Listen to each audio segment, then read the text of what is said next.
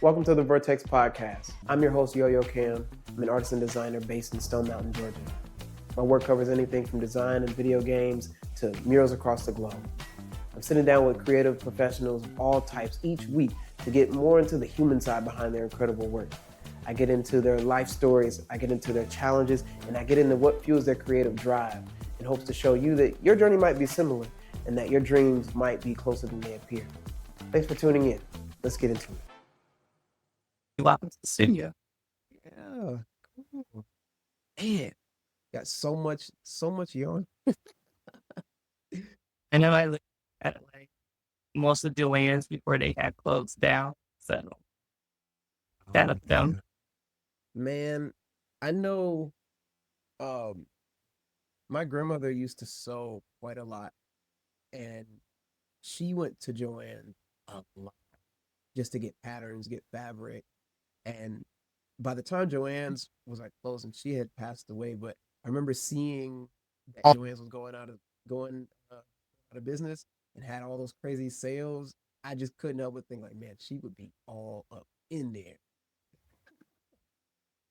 It was so crazy. Like I was in there and that shit was like the bulk of the building.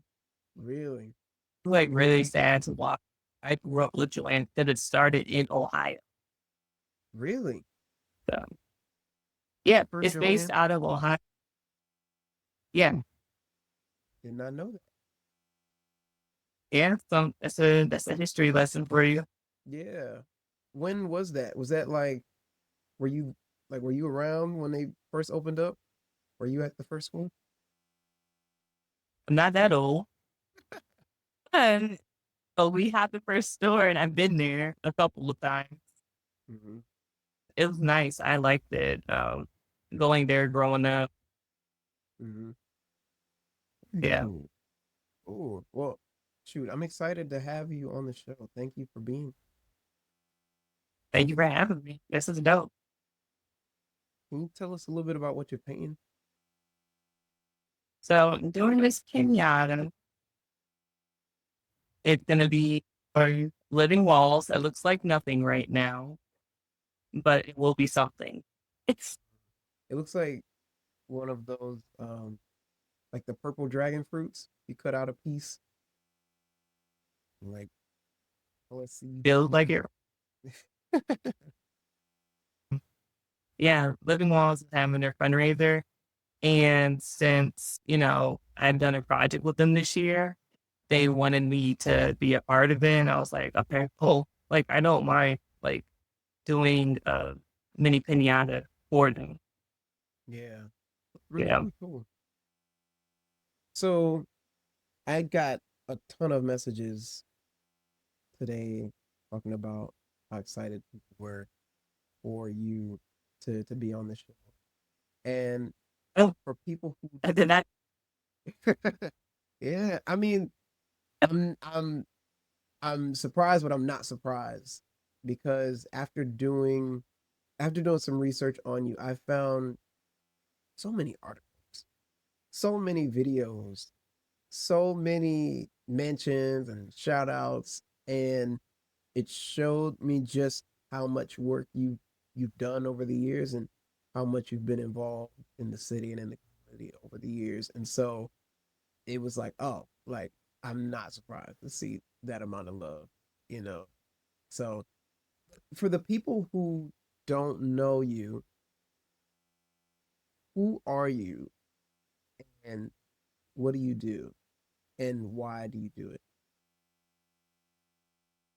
well, firstly, my name is Cassandra Hickey, aka Honey Pierre. Born and raised from Cleveland, Ohio. Still have my address and everything.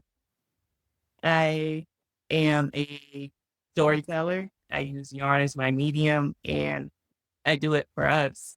Before it was because it was like, me just being a creative and wanting to create art. But I noticed the last 2 years, it's just been storytelling with all of us and weaving that all together. Storytelling. So I'm Yeah. thought I thought Honey Pierre was your actual name. I'm curious to know where the name comes It comes from being in the tattoo industry, which I worked in for like 5 years. I was a piercer. And when I got to the tattoo scene, I started off at Royal Ink in Cleveland. And the guys told me, they're like, well, you're an artist, you know, and you can make your own personality, you can have your own identity, you can separate your worlds if you want to. And I was like, at the time, I was an extremely different person, like to the point where we would never do this. from. And, I never talked to people or none of that. And yeah, I was just like, yeah, I'll make a different identity. And I'm cool with that. I don't want my clients like knowing my government name. They can research me. Piercing, people get weird sometimes. So, I wanted to keep the world separate. And, being light skinned, I got all types of names growing up. But it was funny because, a lot of people associate that with me. And Pierre came from my previous marriage because that was my last name. Mm-mm. Yeah. Hmm. And so, how do you, those two names, like Honey and Pierre, sound like they came from different sources. Like those weren't names that you picked for yourself. It was more so like what you got into, or what people put on you. And so, what was that process like with you making those names your own, or how did you differentiate yourself, uh, or how did you kind of claim those names for yourself? Well, I claimed them simply by like, okay, a lot of people are calling me this name, in the tattoo shops and everywhere. I'm gonna just own it. And then like being married, it's like I will proudly carry that name, you know, so that's the partner, and my one of my greatest supporters of my career, in the beginning of it.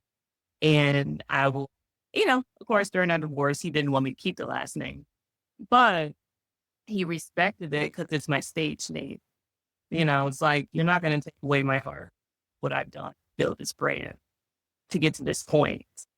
We're not doing that. That's like, if I really wanted to fight Tina over that last name, you know, like you're not about to take away you can take everything else, but you can't. And that's what he did too. I agreed to brand to take your properties and for us to be, civil about everything, but just let me keep my name. Yeah, man, you Yeah. built that name. I mean, way like just so much further. I mean, then it represents, such an amazing career so far that's not finished yet. No, no. Hmm. This, And so, what'd you say? I said this shit don't stop. No, no, it doesn't. Not as long as we're still alive. I think that's That the part. beautiful part about it, because it's something that we can continue to do. It's not like we're playing football, and by the time you hit about 40 or something, this kind of wraps.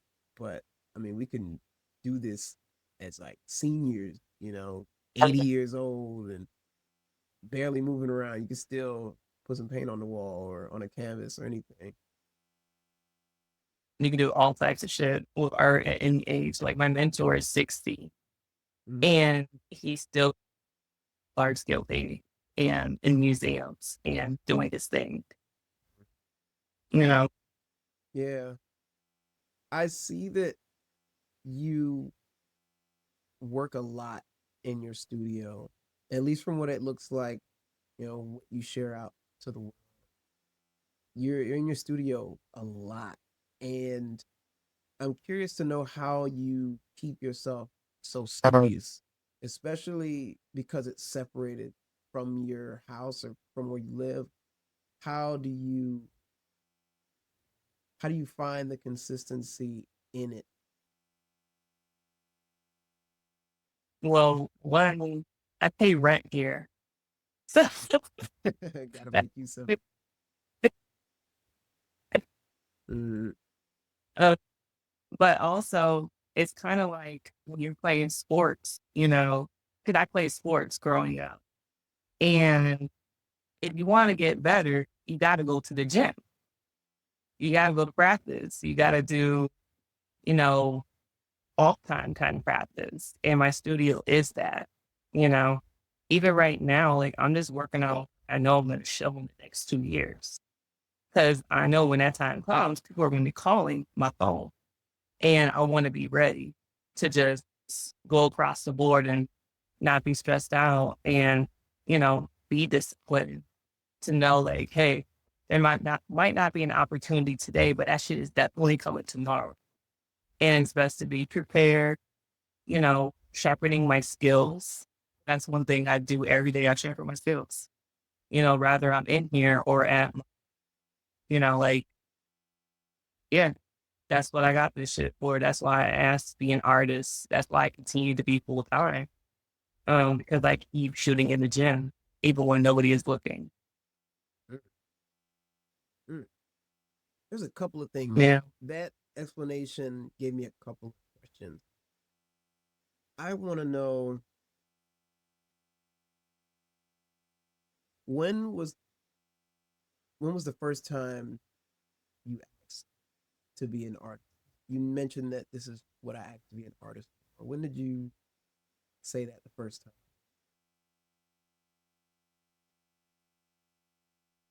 20, 2020, no, 2018. I asked myself that question. I was still in the army and it was like my last year before I got out. And I was just like, I really want to be an artist. Like I kept asking myself that because I kept drawing again. And I was just like, something's not clicking. I can go into the corporate world if I wanted to easily. Trust me, it's so easy to do it as a veteran. But I was like, that's not for me. So I'm going to do this art thing. And that's what got me in the tattoo industry as like a gate opener. And you mentioned that you started drawing again. And so I'm gonna assume you were into art before you got into the army. Of course. Listen, the army, you don't do that, Oz. You have to do it. Yeah, and so I'm Uh, curious what brought you to the army? It just seems like they're just so opposite of each other, you know? yeah, it's totally opposite. So I've always been drawing. I've always been creative. I've always been um, evolved in that arena, you know? So, like, even in high school, all my art teachers would give me projects that were well advanced than the other students, extended homework. I would have more projects that they'll give me. I was in competitions. I did all of that. Mm. Then went to school for sports medicine instead. Hmm. Uh, did- and then I went to the army and doing the art. I missed you. I missed Okay. what you said.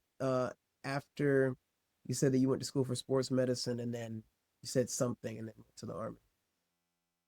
Oh, then I said, yeah, this isn't working Okay. for me. And I had went to the army. Hmm. And I went there is because, well, you know, can't live off my parents. I they're not gonna let that happen. And I'm an adult now. So it's like, what are you about to do? I didn't like regular jobs. I never have. And yeah, so I joined the military and that was pretty ghetto. I will say that. What was that like? Can you walk us through a typical day or week during that time? The first year was basically this training in school and getting acclimated to my duty station, which was in Fort Riley, Kansas. And it's just like a breakdown of who you are as an individual. So basically, you're getting reprogrammed in your mind of what they want you to do, how to follow order, how to have a routine, how to have discipline, and really teaching you about teamwork. Because a lot of people don't know nothing about real teamwork until you're forced to get in that role, you know? Yeah. So first year, the second year, me being in the military, the third year was just purely annoying. Um, What made because it so? imagine being in Kansas where there's nothing to do but go to work and go to training and you have no real like personal life for real. And you can't go back to where you're from. You have to take leave, even though that's regular in a regular job, like PTO. But imagine them always rejecting your PTO Mm, because they need you for something and they have the right to because you signed a contract. mm. Oh, my third year, right? That's how I was too. I was like, yes, yeah. And, I learned a lot about myself throughout that time. But when I hit my fourth year, I told myself that this isn't fitting me anymore. My mental space is in a different place.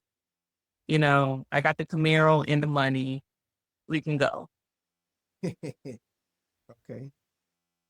Yeah. What what about that time do you think was the most difficult to acclimate to?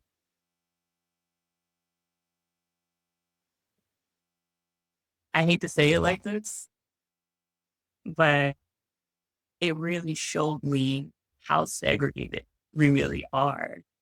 Mm, Even in like, no, for real, it was really like crazy, like in real time. And I'll give you an example. I was in boot camp and I'm paying attention. You feel me? I'm observing. I'm an observer. mm, You guys, any of my friends, my mom, all of them, I will observe you down. I observed so much those first 3 weeks of boot camp. Look how everybody gradually just separated themselves. You feel me? All the Hispanic folks right here, all the white folks right here, all the black folks right here, other right here. And everybody stayed in their groups and that was it until we were forced to work together.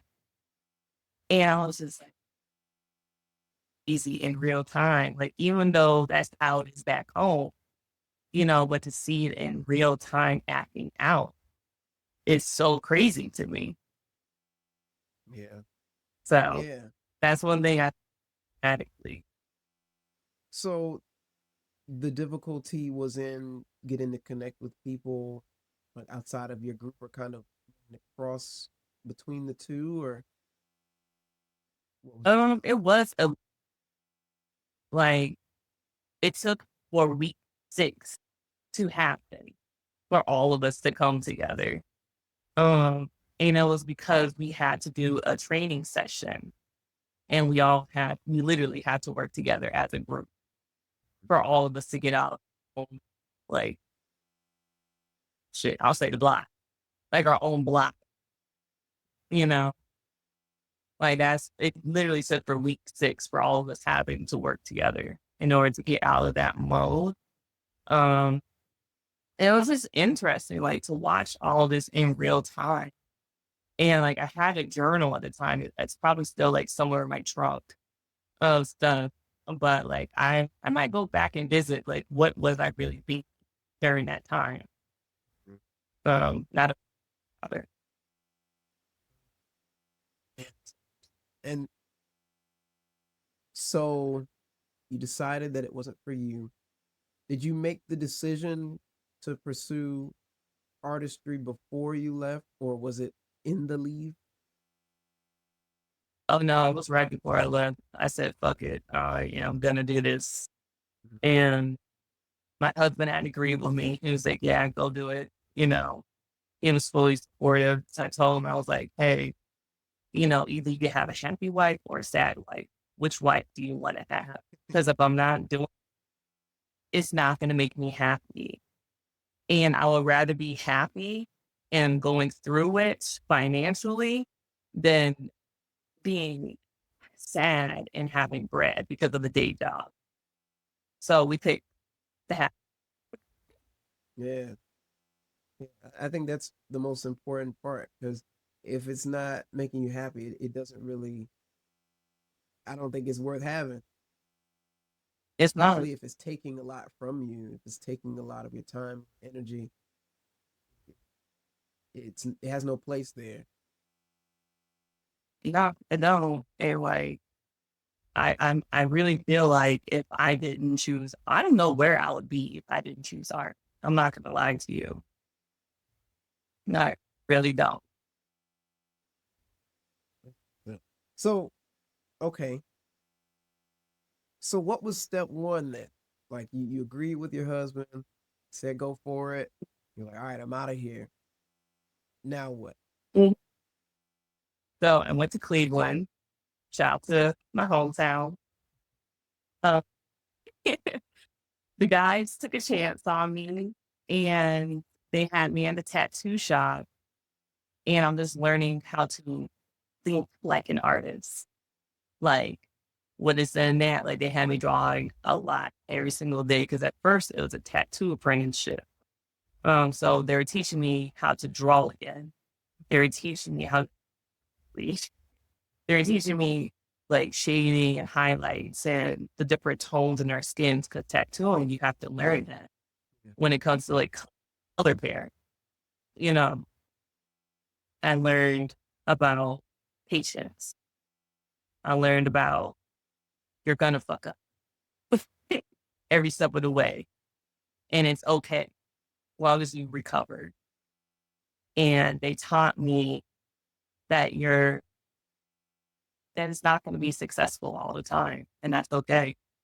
You know, okay, just learn from it because I was not good at drawing when I got there, and I was frustrated every day, but I still did it. And eventually I did get better, but they didn't see that I was better equipped for piercing. So they put me over there. And I'm not going to lie, piercing did help me get to this point in this medium. Because if I didn't know how to pierce, this one had came so easy to me. Hmm. Yeah. Hmm. So who are these guys? What's this? What is this shop? Like, did you just walk in? Like, hey, you know, can you show me the ways? Who are these people? You know what's funny? What's that? So it is what connected us. I looked up all the Black owned tattoo shops in Cleveland and they're on the list. And I saw that my brother had followed them. I'm like, okay, well, if my brother's following them, they must be cool, you know? And I hit them up. I was like, hey, I want to be an apprentice, da da da da, I'm getting out of the army. Well, the owner was like, all right, bet, hit me up when you get out. And I was like, okay. So I get out first. I get to Cleveland and my uncle, because I didn't have a car at the time. I had left it in Kansas with my husband at the time. And my uncle was like, all right, have fun. Good luck. And just left me.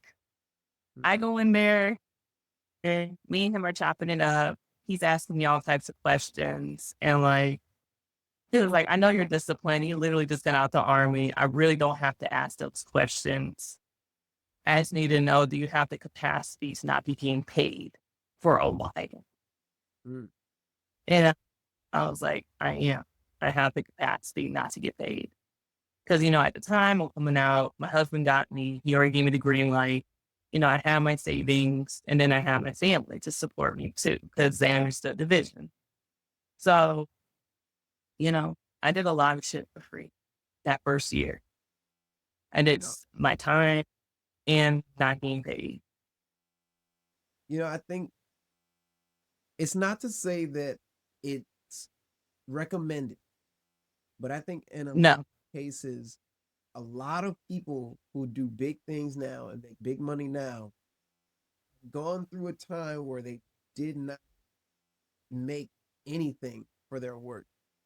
And I think that it's so interesting because you'll look back and some of those were the main thing that were like, man, that was transformative, or that was key, that was major. And so many people steer clear of free work now. And I think you have to decide what kind of free work is beneficial. It's not like you just start going around giving people free stuff, but if you can find Yep. payment that's not monetary, like if you can learn, if you can be exposed to things, if you can, build a skill set or a network, I think is just as good as money, if not more important, especially early on. You're like building. I think that's key.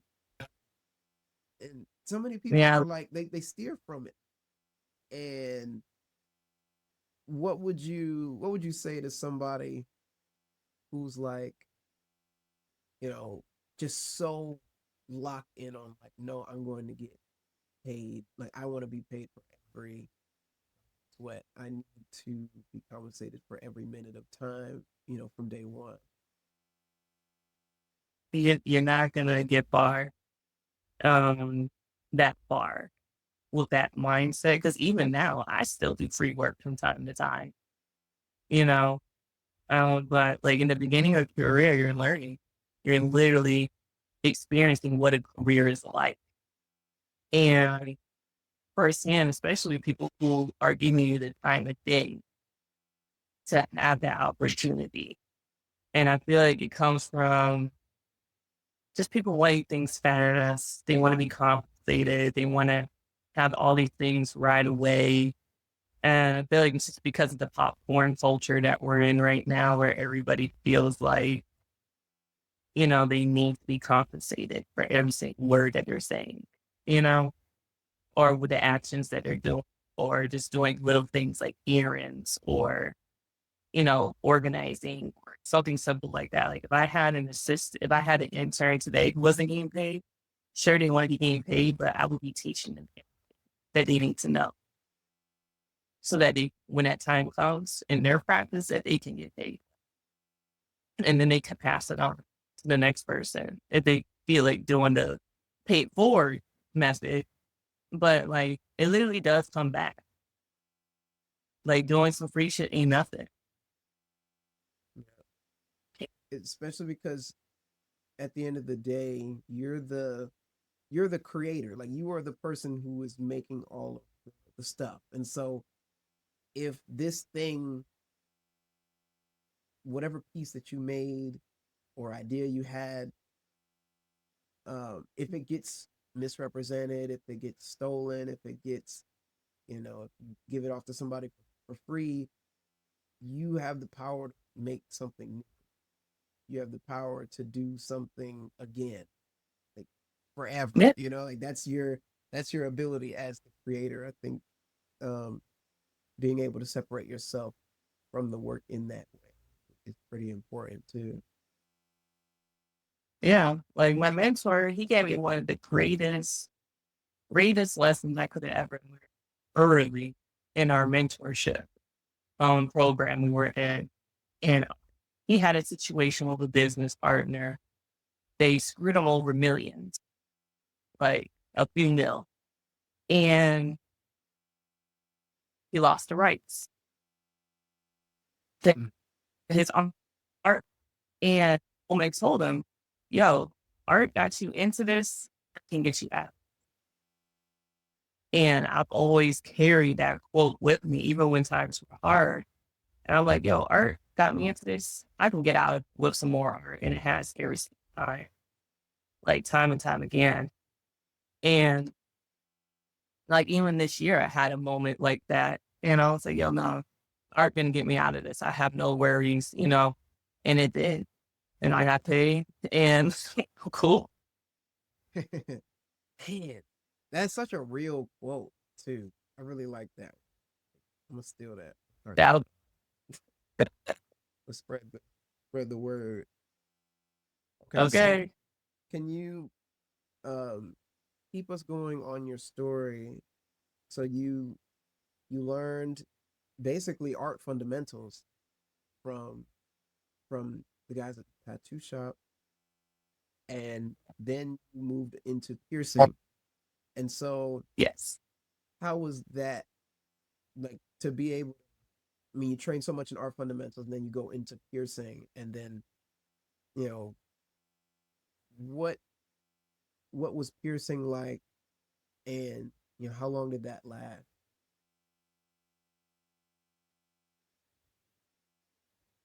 Damn. Um, Piercing taught me so much patience. It taught me so much. Mm, Like you have no clue. Like really taught me to be cool with the idea of dealing with so many people like at the same time. Like man, different personalities, backgrounds, all of that. I believe because I did that, it helped me so much with my customer service. Yeah, fuck that. My bad. Everybody keeps trying to call me, and I told them, don't call me. But piercing taught me as far as just patience and clients and talking to clients and relating to people in such a short amount of time. And because of that, now when I do my elevator pitches to people, it's so easy because I mastered talking to people with a short amount of time of less than 3 minutes. How do you grab somebody's attention in less than three? mm. You know, How do you grab someone's attention? one, you have to have a strong intro. You have to say your name with power and with presence. Because if you don't, then you're not really showing like this is who I am. And not even like in an arrogant way, but the energy of like this is who I am as a person. And this is what I'm bringing to the table. I'm bringing my energy, my aura. And you're walking them into your world easily just by doing that. And then you talk about like, oh, you find out who they are. What are they about? What are their interests? And you intersect your interests. And you say, like, okay, well, this is what I'm about. And if they're interested in what you do too, then that's when you go in with your pitch. And then if it works out in your favor, you shake hands, you exchange information, and you go from there. You do the follow up. Yeah. What's your what's the good follow-up strategy? How long do you wait? What do you say? So I am the email queen. I have mastered the email. You know, I thought I say one, I remember I was nice meeting you the other day, and I named the place that we were at or the event. And then I'm like, okay, well, if you have time this week, we can hop on a Zoom call, or if you're local, let's grab some coffee, you know? And it's simple as that, just human interaction. You don't have to be like, hey, I want this, this, and this. You don't have to say that right away. And it makes you just feel like a little bit of desperation in the air, you know? Like that's what I've learned the last 2 years. Just be cool and be comfortable in your skin. And I promise you, people will follow up and they will want to work with you. If you have like a very nice, like calm, peaceful energy about you. And they know what you do. They probably looked you up. They looked at your website. They've done the investigating after you did the email follow up, paying for coffee with them.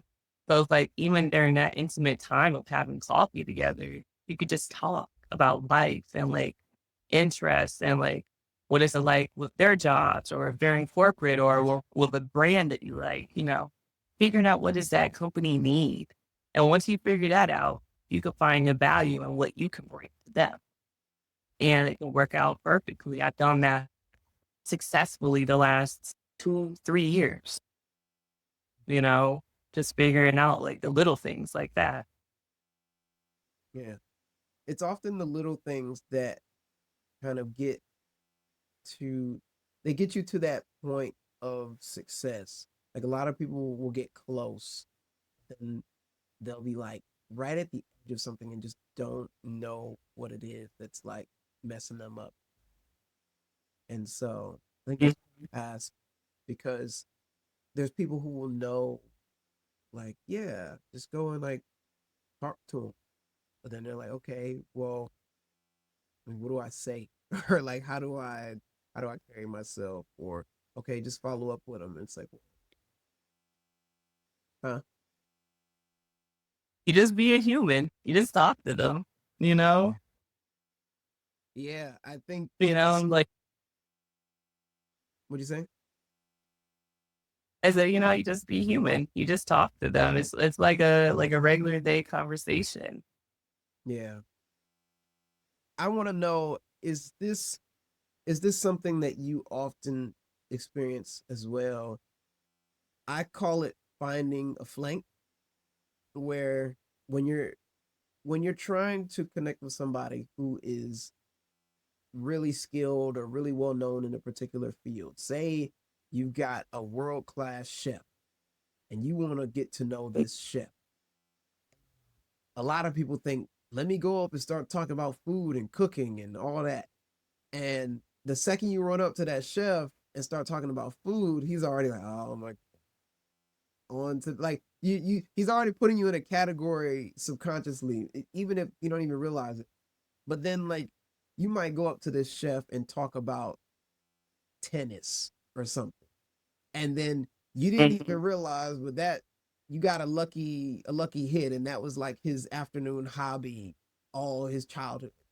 And so now y'all talking about Mhm. tennis, and y'all are tennis friends, and it's refreshing and it's energizing because he never talks about tennis with anybody. He's always talking about food and cooking. And so then Yeah. over time you grow that relationship, and eventually because they're a chef, they're gonna talk about cooking because it's still something they love to do. But you also have that second degree of connection, like you get in from the side that's not blocked. It's like finding that flank Yeah. on somebody. Do you find that you do that a lot? Um, yes, actually, because I hate it when people come up to me talking about art all the time. Like, now, um, so it's like when somebody comes up to me and they talk about like fashion, or we talk about book, or you know something else in that realm, you will have like full attention. Mm, You know, mm, like, yeah. I mean, it happens a lot. Like a lot of people I know who are elevated in their careers, it's like we don't want to talk about none of that stuff right now. Especially if we're not in our work settings. Like if you catch me outside, I promise you the quickest way for me to ignore you is to talk about my art in public while I'm outside. mm, Like I, I'll kindly talk to you about it for maybe 2 minutes, but you'll catch my attention more if you talk about something, mm. you know? Yeah, so real, so real. That's real. Just wanting to see about different like networking strategies to get people to connect with who they connect with. Do you have any other networking hacks or just methods? I always like for me, if I go to an event where it's like strictly for networking, like it literally has it in the title. Mm-hmm. um, hold on. And I'd be like, all right, 3 people. 3 people is who I'm gonna connect with. That's my quota. I'm open to talking about getting their numbers, doing business, whatever. 3 people. That's it. I'm not going to be an excessive yapper. I'm not going to sit here and suck up all the air to talk about art, but I do set like certain quotas. Like, all right, 3 people is a healthy number. And after that, if I meet more people, I'm open to that. But I came here with intention. Let me give out my website or my email or get their info. And then we could follow up. We could do the hash out. You can come to my studio visit, or we can get coffee, or we could just, you know, be email friends. I love doing that too. I love to email people. It's literally my thing. Uh, I'm a follow. Man, Yeah. that's so interesting. I'm like the opposite. I'm terrible at email. No, you know why? I had to get out of that because I was that way too. And it was this exhibit I did back in 2022. And I had so many emails after that exhibit opened, and I just avoided a lot of them. And after I got done being avoidant, you know, I looked at them and I was just like, wow, I missed out on so much because I would just hate emails. Mm, And yeah. I was like, yeah, no, I'm going to get excited when I get an email and I'm going to come correct in every single one, whatever the tone is. Because sometimes you got to be assertive. But like for most of them, like, I'm open to it, the opportunities that people are inboxing me about. Let me be grateful that I have email. Because I'd rather have emails in my inbox than none that have to go work at Walmart. You know, Yeah. no shade to Walmart, no shade to Walmart at all. But like Mm-mm. that's my bottom line. Yeah. I mean, it's the alternative. It's the thing. Yes. I was just talking with my friends about this yesterday. Is the alternative. It's like, especially if you've had a job that you've come from. It doesn't even have to be freelance work, but if you have a job that you enjoy now, and you've had a job that before, and you find yourself in a place at this new job, not as fun, not as comfortable, and you hate doing it, you think about the alternative. You're like, could be back at the other job. And you're like, Man, man, let me go on and back give at it up. the Yeah. Let me go on and respond to this email. Let me get on this Zoom call real quick. let me get pumped up. Yep. So real. Dang. Okay. For So real. took a little network tangent, but I'm curious about the journey to the journey from piercing. You learned a lot of networking, small talk skills, uh, becoming like a people person. Sounds like from piercing. And And then what? and then COVID happened. Shout out to that. Mm, Um I know I gotta shout out COVID because it wasn't I had a ball. I know that's the wrong thing to say, but I had a great time. what was your COVID You know, prime pandemic? I was part of a wine club. I had cases being sent to my apartment. I was throwing auntie days at my crib. All the girls would come to my crib and we'll just drink wine and talk shit about our men and carry on. Um, Later. and they'll switch house and do that during the pandemic. It was a great time. Mm-hmm. During I discovered this medium that I work in now, and I had like an exploding like aha moment, and I was like, damn, I think this is like the medium I'm supposed to be doing or using, And what medium is and that? a punch needle. Okay. Okay. It was just like I felt like for real, it was like a moment from God. I was just like, I'm gonna follow this. I don't know what this is about. I've never been into fiber or sewing or any of that stuff. But I was just so led to it, point where I couldn't ignore it. And I had my husband order me everything. I was like, yo, I know this is gonna sound crazy and maybe out of our budget for these 2 weeks. Till we put like a bi-weekly budget. But I was like, yo, I need to buy all this shit. He was like, are you sure? And I was like, yeah, I'm sure about it. I got all the stuff and I just started right then and there, right when it got out the packaging. And I figured it out, and here we are. because of that pandemic allowed me to have that time to really figure out what my medium was truly and how to do it in practice. How were you introduced to the medium? YouTube University. But is that like your first time trying it? Do you have a friend that you saw working at it? Did you see a video of somebody doing it? It was just No, YouTube. so then I'm curious as to how you got into working it and finding that feel of like, oh, this is my medium before you got all the supplies. Just like the look of it, I was just looking at it and I'm just like, oh, this is dope. And anybody like my core group of friends who were with me during that time, I was doing abstract work and figurative work, but most abstract. And I was trying to figure out how to incorporate different ways to expressing like abstract. Cause like I don't like painting all the time. I really don't. And when I saw this, I was like, oh, this is nice. This might be it.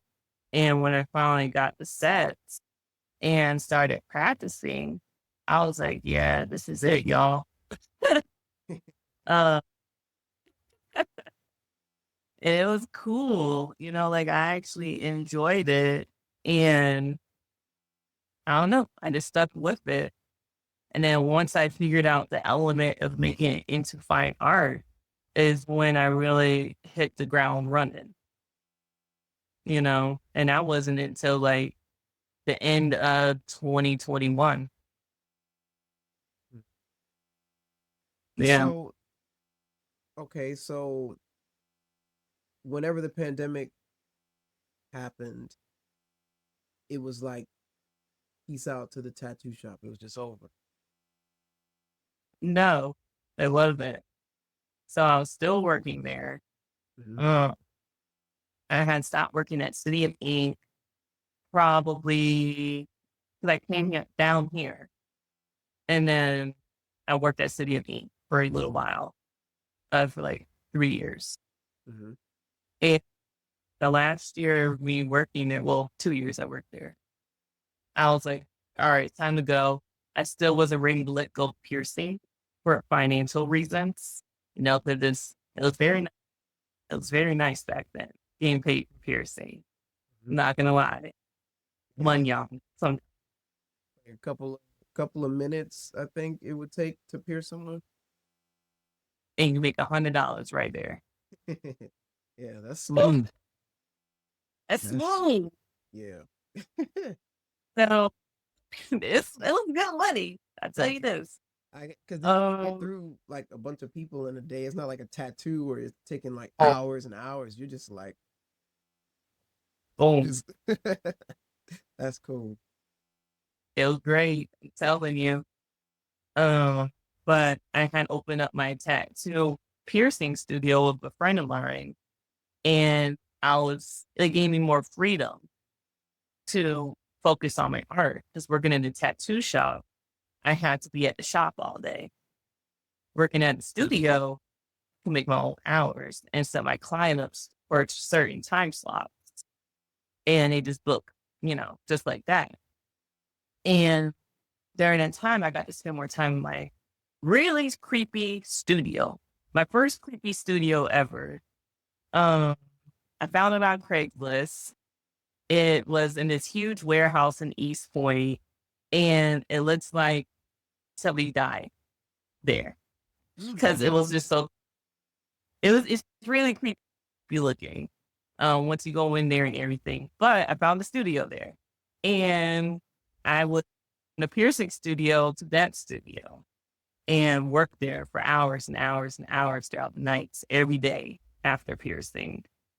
And point where I finally built up at least 3 solid pieces for a residency in Cleveland. That was for the MoCA Cleveland, the Museum of Contemporary Art. And they accepted me. And this is my first time showing my work at a scale that it is. I never shown it anywhere else. This is my first solo too, my first residency, my first all types of things, Mm. all in one go. And it's either, you do it or you don't kind of moment. And I did it, because of me staying down and being in the studio and actually practicing and figuring it out and, that type of stuff. And this was before the punch needle. Now this is during the punch needle era. Okay, so this is like The in first full effect. year, Okay. So whenever you were first starting off with that medium, did you immediately get into your own style, or did you do certain other projects to get used to the medium, like how like a tattoo artist will paint like lines or circles or stuff like that, or were you just how much transfer? That's my so when the first 3 pieces I made were like logos, and that was just for people, and I was charging them just like $100 just so that I can go buy more like yarn and like fabric to work on. But I'd say like probably like after the sixth go around, I was like, yeah, I'm not about to become that rug girl, you know. I'm not about to do that for people. And I was like, let's make it into fine art. And I've always been into like figurative work, but I just didn't know like how can I do that with this media? And I was like, let me just do the figures and let me paint my background and just put them together. And I figured that formula out and I've been using it ever since, you know? And now I use like shit, other mediums within it to mix it up because all my pieces are mixed media.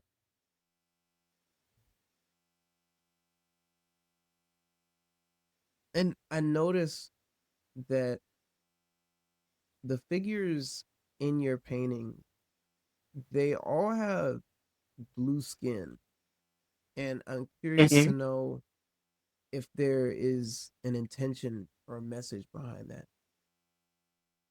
Yeah, there's actually a couple of those.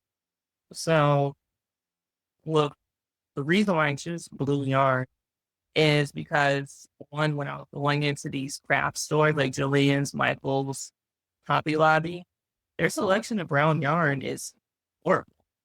Mhm. Like there's 5 shades and 3 out of 5 look ashy, and I'm not about to put it there. He ain't even gonna do us like that. I don't want to hear my especially my mom, you know, it's if something is trash. Like that's what they get illy. They'll tell you when something is trash.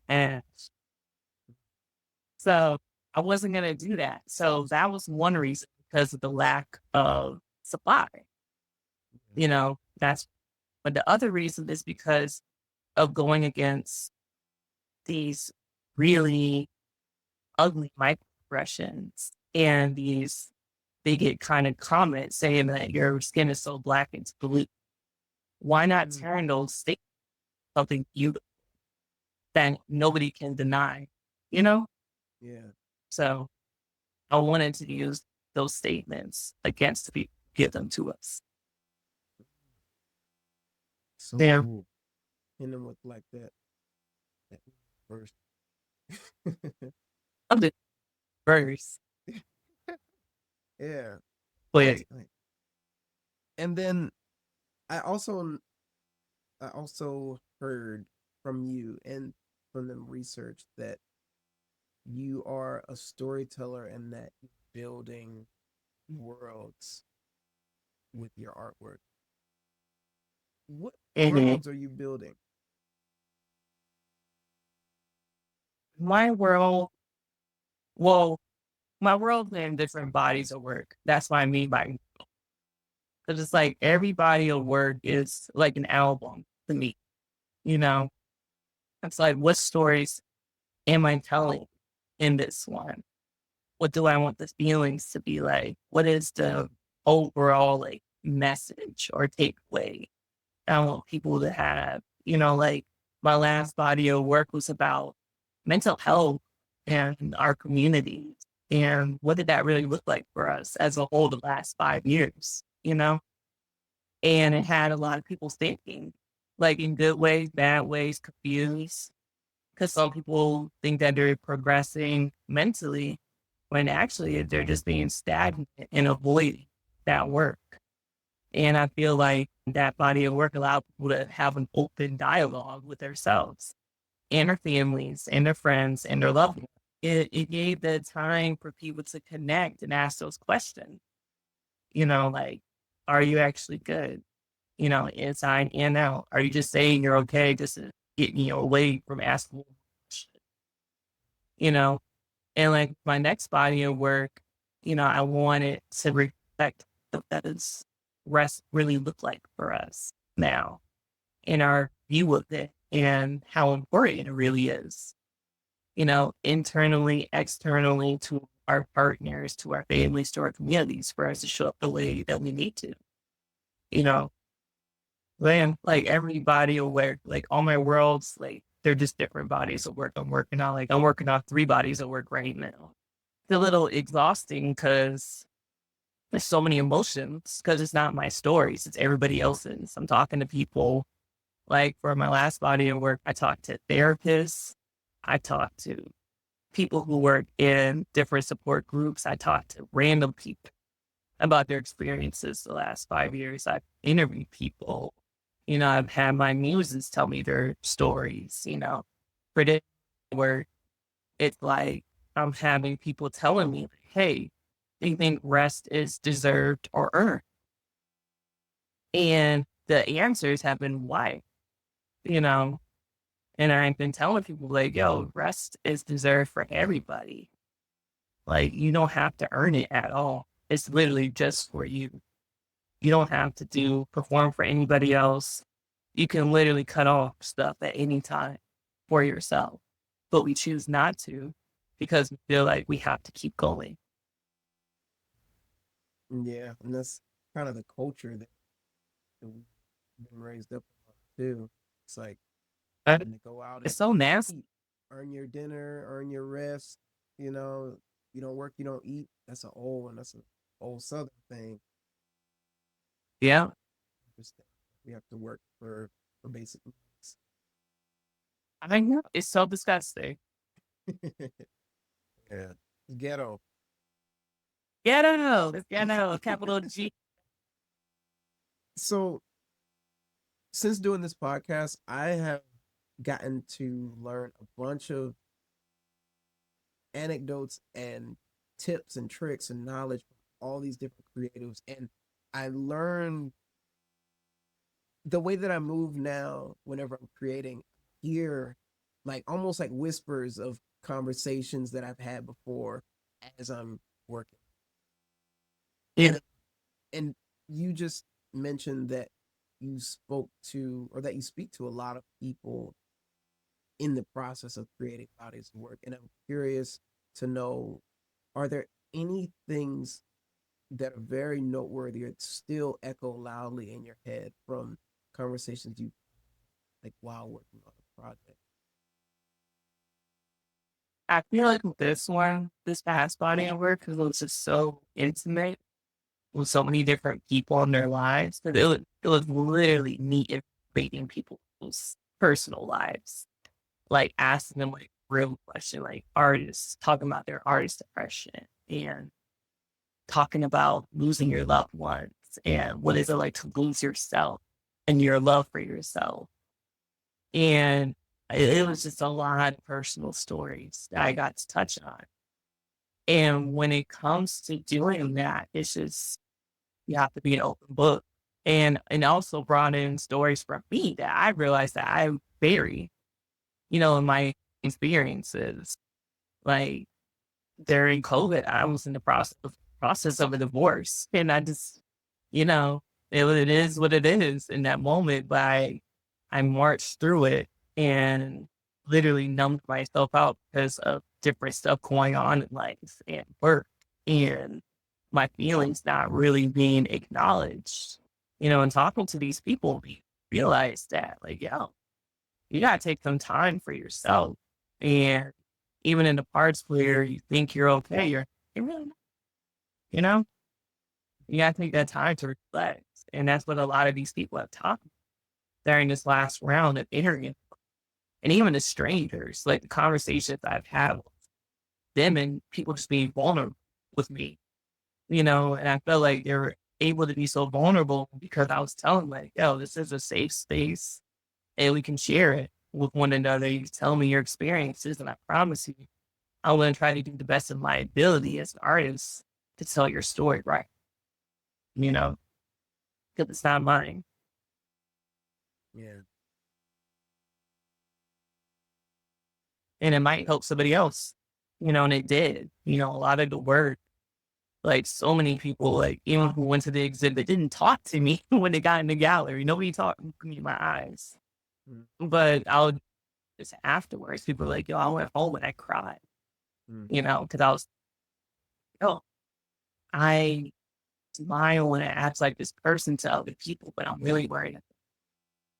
And me seeing that painting with the guy on the couch talking about that, it made me realize that. Or people who saw the painting of the guy sitting in the sunroom reading the All About Love book and talking about self-love. A lot of men reached out to me about that piece and talking to me about how they wish they would have thought about loving themselves a little bit more when they're younger, but they're happy that they're doing it now and doing the work, mm. you know? I'm literally about to read that book. Like I downloaded it So on my Kindle like 2 days ago. I'm like it's, literally about to get into that. yeah, she was like a big inspo in that work. 'Cause like I was looking up different things we were all into during the pandemic, and that book is one of them because it became Bible again during that time, and the re-release sold million during that 2 year period. And I was like, "Whoa, this is like deep." So I reread the book. Like love styles are so crazy now. Like as a society, even like on a romantic level, love styles are so different than what they were just like 10 years ago. Yeah. You know, That's got me excited to get into it. Oh yeah, it's a great book to I recommend it to everybody, especially like if you're starting to get into that realm of reading about different love styles and in our homes and in your family and in your community. So those are different sectors of loving people. Like we have love for ourselves, and then of course we have love for our family. That's a different type of love that we have. And then we have love for our partners, whoever we're dating or married to. That's a deep, romantic, connected love. And then we have love for our community and how we show up for them and our friends, and external factors. So it's like different styles that you get to learn. You know, I wanted to speak really a cool. little bit more about, huh? I said it's really cool once you get like deep into it. Yeah, I'm literally gonna get into it and like I'll let you know what I think reading my way through. I Lit. wanted to speak a little bit more about when you were talking to people, learning their stories. Or there's two topics I want to get into. So for one, how do you go about making yourself a safe space for people to talk to, especially when it comes to people discussing topics like, I mean, self hatred or depression, like creative depression. These are topics that people normally aren't very open to speaking on. And I wanted to know if there were any methods you took or any things that you keep in mind as you go into conversation. Notice the the subject is heading that direction. Well, one, you have to come as your authentic self. That's how you get people to, one, receive you as a person. You have to be okay with also being vulnerable, because if somebody's being vulnerable with you, it's like, all right, your guard is down. And the person, you know, me, I have to put my guard down too, because it's like, why would I have it up if somebody is being vulnerable with me? There's no reason for we have a level of trust. So it's like the invisible trust that we build by coming as ourselves, your authentic self, making people feel comfortable. It create an environment for them to feel comfortable too. So it's like when I'm talking to them, they're in my studio. This is a safe place. There's nobody, the world isn't out there in here, and we're not out there. And anything that happens in here, what is said is just in these walls. And that's it. It's not going to leave this room. And what I even put in my artist statements for each piece that's being inspired by these people, I'll ask them like, hey, what do you feel comfortable with me not adding or adding? Because this is your story. You're my muse. I'm inspired to use you, but this is still your truth and what you're going, you know? And you have to create that safe place. You have to. That's like the main one. And I feel like even in relationships, like when you're with your partner, you have to create a vulnerable space for them to feel like they can be themselves and they can actually be who they are authentically raw with you, as long as the environment is open and safe for them. And I take that with my muses and their stories. And that's how you do it. You have to be yourself and you have to create a safe space, like an authentic one, and be open. It's nobody's story or how they feel is wrong. That's their experience. And when these people told you, I'm not sure if it was exactly these people, but when people told you also like, hey, like it's kind of like you're doing a lot or like you're going through a lot. You need a break. You need to rest. And you notice that you you didn't really feel that way, or maybe you just hadn't noticed how far you had gotten. And what got you to trust these people? And like, how was that process of giving yourself the rest and dealing with what came through, like mentally and emotionally? Like, how did that, like, did it feel silly? And like, did it kind of hit a point and was like, oh shoot, like they weren't lying? Or I'm curious to know how that time affected you. Um, you're taking in a lot, you know? It's like for a year straight, I'm talking to people, I'm researching, I'm having people in my studio in and out for a full year, taking pictures, documenting, doing all types of stuff. And it does get exhausting. Um, so much to like, even when I was almost at the finish line, the show coming up, and I just mentally was just out of it, you know? Because it's like I'm in taking so, even just like from writing, because I'm a writer first before I even create pieces. So I'm writing like 2 or 3 page essays on each piece. And like granted a lot of, I know it's excessive, You're but about like like it's two. the whole thing. Um, but it takes a toll on me energetically, and it takes a lot of discernment to know like, hey, when to stop, even for myself. Like I know I can keep going. but it's just like, yo, you have to chill out. You have to stop. Even if I have to come back to this in 2 weeks, I don't have that energy to do this or the mental capacity to do it anymore at this moment. Because if not, then I'm just gonna be burnt out eventually. And I don't want that with my work, you know? So, in terms of actually taking the rest, what were things that you got into? I am a huge believer in being a bum. Um That's a crazy quote. it is. I can't help it. I love being a bum when time comes. I like to do nothing.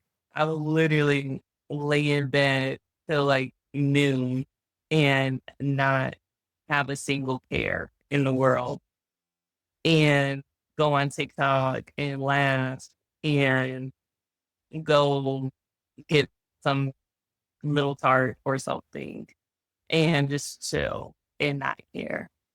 Mm. You know, Just say it. I'm What'd you say there? I said, I just love, when that time comes for me not to do anything, oh, I love it. So, it doesn't sound like, do you have a voice that tells you need to get up and do something? Not really. No? Okay. I was curious as to what you would say to that voice. I mean, if it tried to say something like that, it'll probably be like, is this really what I need to be doing? And then I look at the stats on the board. I'm like, yo, I'm okay. Like, it's not like a scarcity mindset. I'm a smart businesswoman. Like, oh, I set aside money in case of these times. If I need to take a month off, I will take a month off. I will do did it for 2 months this summer. I did not work for 2 months. Hmm. It feel bad Hmm. at all. I had a ball. Out here. I'm here. Man. Telling you. Huh. I'm curious to know a bit more about,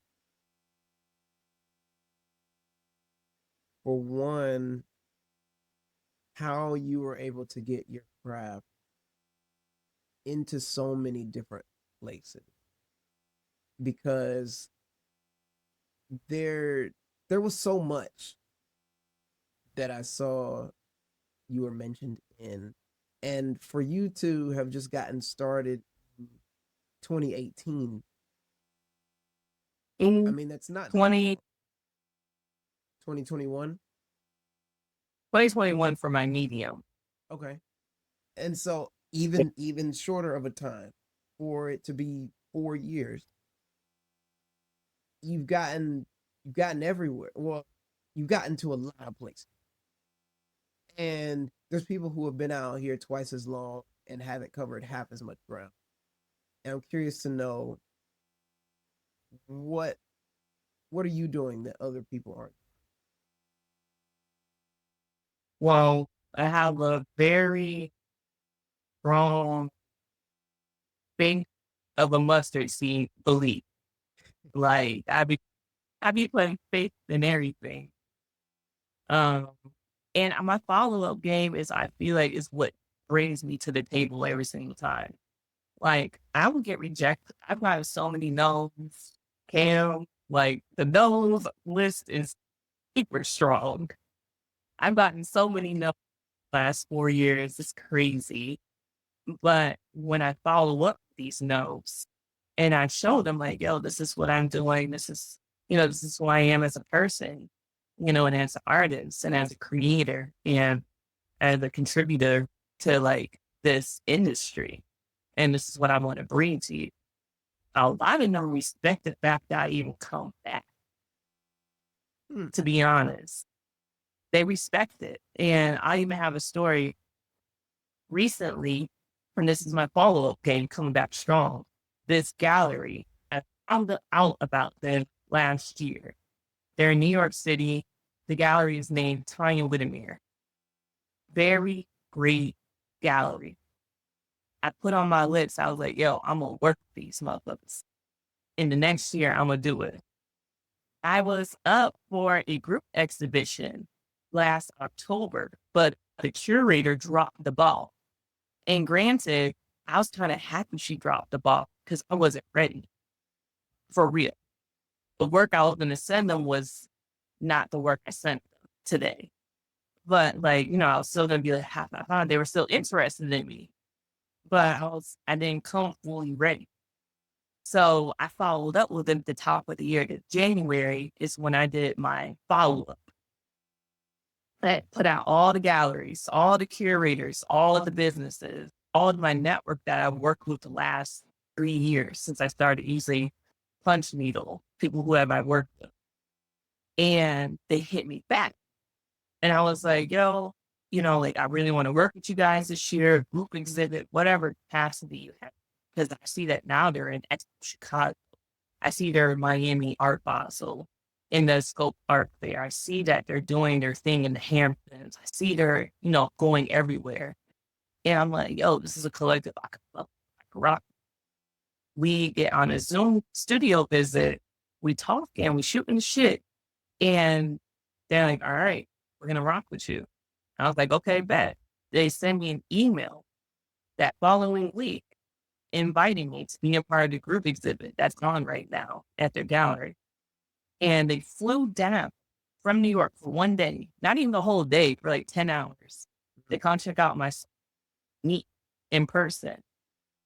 And we just had that's like 5-hour conversation, and just getting to know one another. And she was like, I appreciate the fact that you follow. Because most people would never do. And that's why I wanted to give you a chance, because you actually came to us again. And you came correct. You didn't come in with ego. You didn't come with none of that. You actually want to collaborate. You don't just want to take. And I think that's where a lot of artists get the game and stuff is. A lot of people want to take. You have to collaborate. It's a good relationship. It's supposed to be organic and it's supposed to be good for both parties. It's not supposed to only appease just for you, like all of the good results. So it's just like the game is what gets me through every door, to be honest. Mhm. Man, Yeah. it was interesting to hear about you following up with the no's because I think I had gotten so callous to no's at this point. Like, soon as I see like, unfortunately, I'm just like, whatever, it's over with. Like, I don't care. Like, but it seems, I mean, it is really cool that even in the face of the no, you're still going back and like showing them like, hey, like, don't make a mistake. Don't don't sleep, or like, just I appreciate you looking out, but if your mind changes, this is how you can reach me. This is what I can do. And Mhm. yeah, it does define, like, it does speak a lot, um in just that one action. How you handle rejection can be that huge difference. Yeah. Rejection will help you pivot either in a upward spiral or a downward spiral. You know, the choice is yours. Always. I an upward one, 'cause at least it's a little bit more of a benefit. Hmm. But, I feel like even in the no's, like even with residencies, see how many no's I get from residency applications, like consistently, like all a lot of them. But I'll follow up, especially if it's a one that I'm really passionate about, that I really want to do. I'll email them and be like, hey, what did I miss in my application? What were the notes from the people who were on the panel? Because they had to make notes at some point. Yeah. Yeah.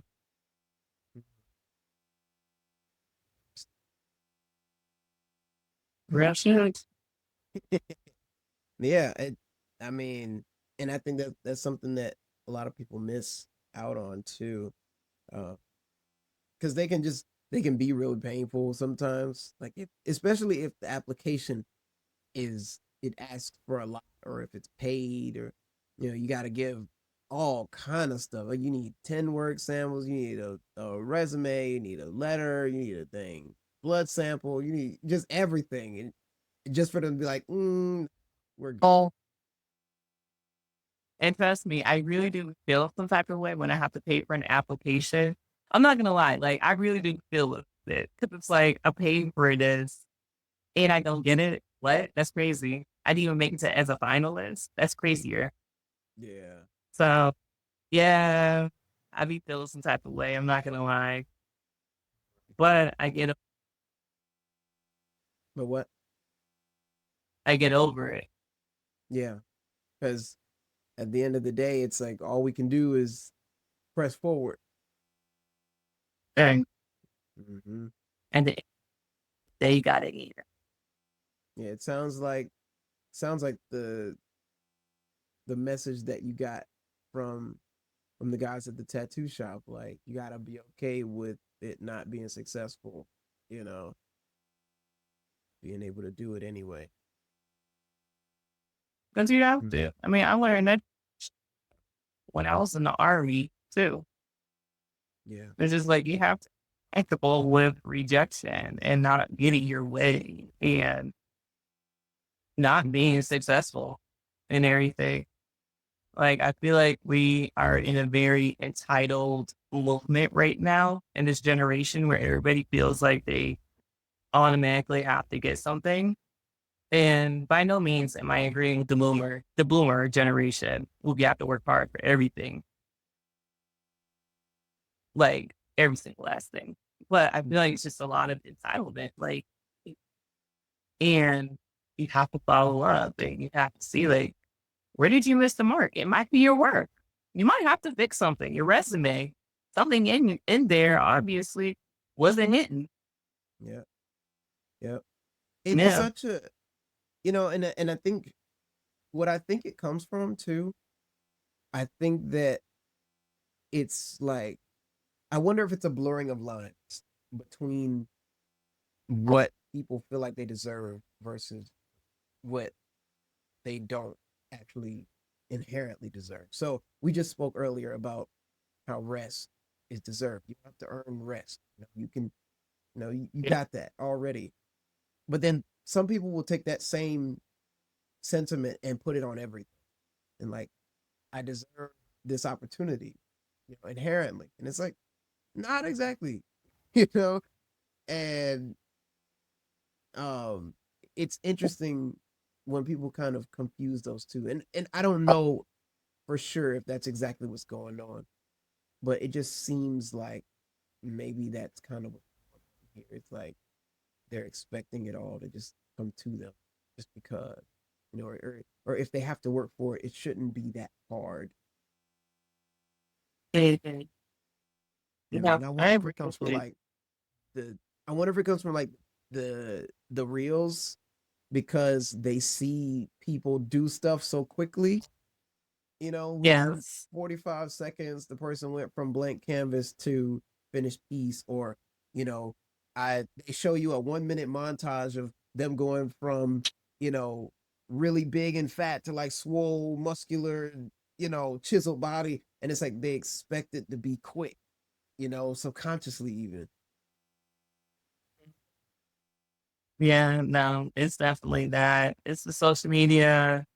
It's just the mentality. And then also, a lot of these people just don't want to put in that work. Like you gotta shoot in the gym when nobody is looking. Like you Mm-hmm. gotta be at practice. You have to be doing it if you really want it. Like no matter like anybody I've talked to that's successful in my circle, everybody does it. Like we're all just working when nobody is looking, you know? And that's how you get shit done. You have to practice. You have to sharpen your craft. You gotta do it. So, is there a way that people can, let me rephrase the question. Do you Mm. think that drive to go and shoot after practice comes from some inner desire or deeper desire past just wanting to get better. Oh, of course, also always, So you know, I'll go for it. You got more? yeah, because it's like you got to have the passion. Like you actually have to be passionate about what you want to do and why you're doing it. You got to have your why. Like, why am I doing it? Why am I passionate about it? What do I want the outcome to be? Like how do I envision it or what am I dreaming about? And like for me, that passion at first, when I first started working, it was like, all right, I'm doing something that I know I love. But now it's like, okay, I'm telling stories of people who need their stories told. And it's just also a part of my legacy is to be a storyteller outside of creating, artwork and all that stuff. And of course, like my family and my kid, when I have kids, all that stuff's going to get passed down to them. But it's just like my purpose is to be a storyteller, and that's the passion I have. And that's what drives me to want to keep doing it and working after hours and, talking to people and doing applications and writing these essays and, going to all these meetings and all these things. It's because I have passion and you got to have that if you actually want to be doing something for real. Yeah, I definitely agree. You gotta want it bad enough. And I'm curious, what would you tell somebody to do if they don't have it? Say they really like the craft, but they don't really have a drive past, and they're finding themselves in ruts because like when times get tough, it's the why that pushes you through the mud a lot of times. But if they don't have it, they Hmm. just get stuck in the mud every time. And so Yeah. how would you how would you instruct somebody to find why or develop it? You, Uh, to sit still, one, that's really the first thing I would tell anybody to do is sit still and listen to yourself and ask yourself those questions. Like, why am I doing this? Like, what is making me want to do this? Is this my actual purpose? And once you get your answer to that questions, because they will come, maybe not in that moment, but within that week. And I tell people, give yourself a whole 30 days if you're feeling some type of way for anything. Like, whether you're sad, happy, you're feeling lost, or whatever, give yourself a full 30 days to ask yourself these questions because you're never going to get that answer right away. So you ask yourself these questions in stillness, not around people, not around noise, not around your boyfriend, girlfriend, mama, daddy, whatever, not around your kids. And then ask yourself that in the most quietest phrase. Why do I want to do this? Like, what is the reason? You know, what do I really want to get out of it? What do I want to give the world with this? Because you can create art all you want to, but if you show it to the world, then you're giving it to the world. If you never show your art, then honestly, it's just for yourself, you know? So after you get those questions answered, I tell people, be like, yo, look at your work and what you're creating. Is this the work you really want to make? And if you can say yes, then all right, you found your reason why. You love what you're making. You love the direction you're going. And if you don't, then you dissect it and you're like, okay, what about this am I not happy about? Why am I questioning myself? Why am I questioning my craft? There has to be a reason why. And then you get those answers eventually within those 30 days. yeah. Like I had to do in June. I had to do that to myself because I was you know, I wasn't feeling like myself. And like I told you, I took 2 months off. Yeah. No, like not a lot about that except for like Kaylee. But Mhm. but Mm. yeah. You actually like I mean those are some very good questions to ask. Like it'll even be things that especially in stillness too, because there is just a good way of being able to like turn down one volume so you can hear the and Mm. being able to do that and then start asking yourself those important questions. I mean, that's really inspiring. I'm like, dang, I should go like, and there's a trail around the corner from the house. I'm gonna go down, start asking myself some good questions, man, because that's important. You have to have a diet though as a creator. Like you gotta be able to sit there and talk to yourself like, yo, am I feeling good with what I'm putting out there for real? Like, yeah, the shit fire, looks great. It's on the wall. I'm selling, the money coming in, but am I really connected to it? Am I serving my purpose? And is it really at the end of the day?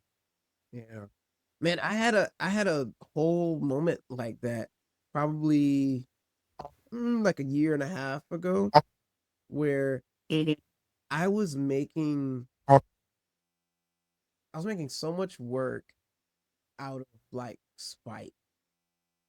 And when I say that, I mean I'm making work for people who wanted to take shots at the type of work I make, people who didn't believe that I could make it, doing freelance, people who just might just be feeling a type of way, might be hating a little bit or whatever, and and they say things and it gets to you, it gets under your skin. Yep. And I mean, and I made work sometimes where even when I didn't feel like it, I did it just so that I could like prove them wrong. And it's like that grit. And it helped me make a lot of work and it helped me stay very consistent and it brought me to a lot of places. But then it got to a point where I started to mature and I started to understand the people that were talking the mess, the people that were saying those things. And then like the salt went away. And when I had no more salt, I had no more drive because I had been running on salt for so long. And I had like Mhm. really sit and figure out like, okay, what is it that I'm doing? And I was unsatisfied with how my work connected to people or lack thereof. Like people were like, yo, your work is dope. That was the word in my head. Dope. That's all I heard. And like they could recognize skill, but there was no connection. They're like, this is fire. Like, what is it? Shit. Yeah. Like I need a little more. Like I want people to really love it. Like they liked my work, but they didn't love it because they couldn't connect to it. And Yeah. I had to really sit and think about what it was. I don't think that I was putting enough of myself into my work. And so there was nothing to connect to. It was a shell, it was a husk. It was just like a really cool empty vase. And there's no Mm. substance, there's no body in there. And No, I you had to can't be learn doing how to that. feel that. Yeah, yeah.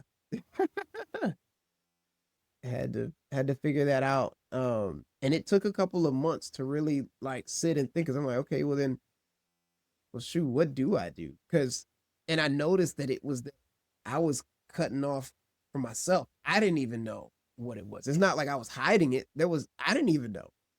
And so I had to go on that journey of like figuring out what is it that I even want to say? How do I want to speak to people? What do I want to communicate in the work?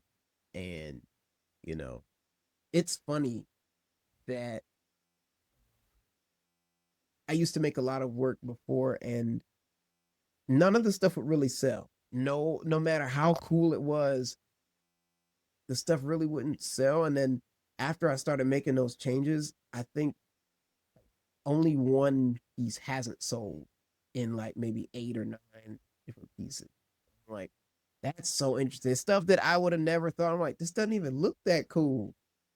And they're like, I People love it. that's because you're making it welcoming, connective for like other people and like their interpretations or their experiences. You know, like art can be pretty, art can be cool, art can be dope, you know, but if it's not connective, if it's not, relatable, or if it doesn't have any soul in it, because you can tell when work has soul in it, you know, it's gonna be looked at and be like, oh, this is nice, you know? And the shit, Mm, you know, that's it's good to take time to like connect to yourself because you're the creator. You have to connect to yourself before you create. Like I don't know what God felt like when he created stuff. Pretty sure if he was feeling it, yeah, you know, yeah. like yeah, like you have to be connected to what you want to create. Mm.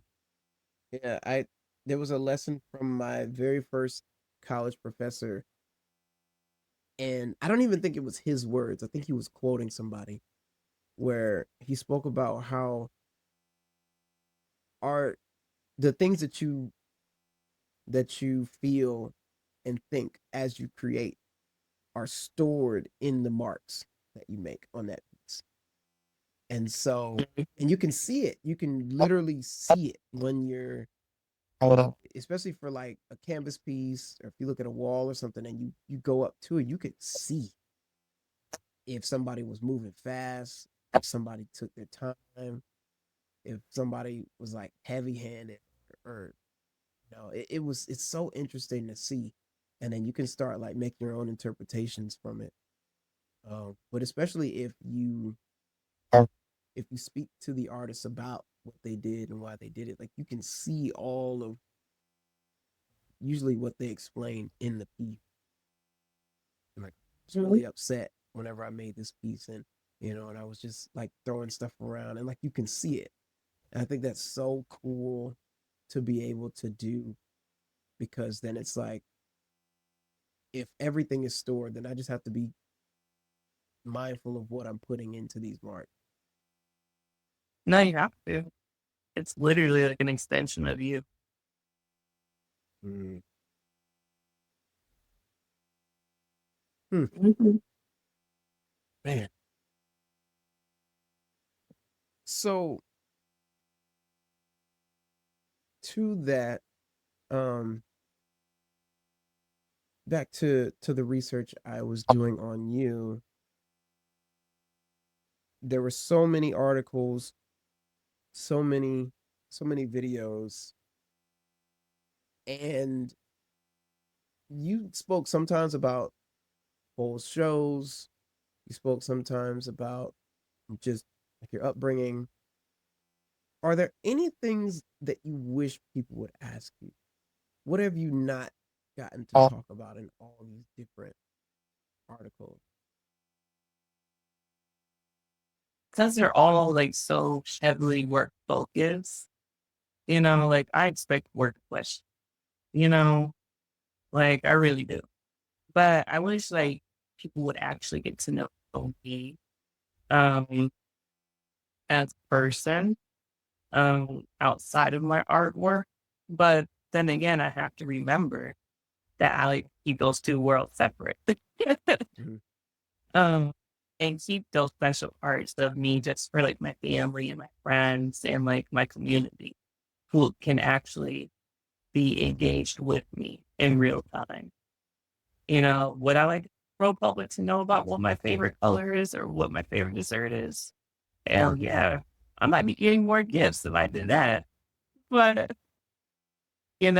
I I'm okay with people asking those questions because then I get to leave the most nicest parts to people who I really do love, you know? Yeah, yeah. I guess I asked that question because I know that when people are being being interviewed, they, like you said, you're ready to answer, questions that deal with, what they called you in for. Right. But then I also understand that feel of wanting or wishing that people knew you a little bit better, or wishing that people uh could see this part of you, or like, man, I wish they asked me about like this hobby that I have that like nobody knows. Yeah. And I'm curious to know if things out there, if there are things out there like that that exist for you, um, giving you a space to speak on it as well. I'm also gonna throw in another question in this mix too, just to kind of propel that answer, I guess. And What I what is I it? speak I speak often about how the things that inspire artists the most a lot of times are the things that have nothing to do with art. And I'm curious to Yeah. know what non-related art things inspire you.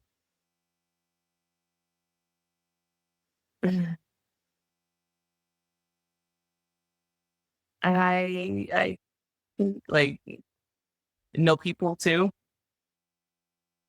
Said people. Like know people also. I mean anything. Just like random. Anything. If it's people, I it's don't know. people.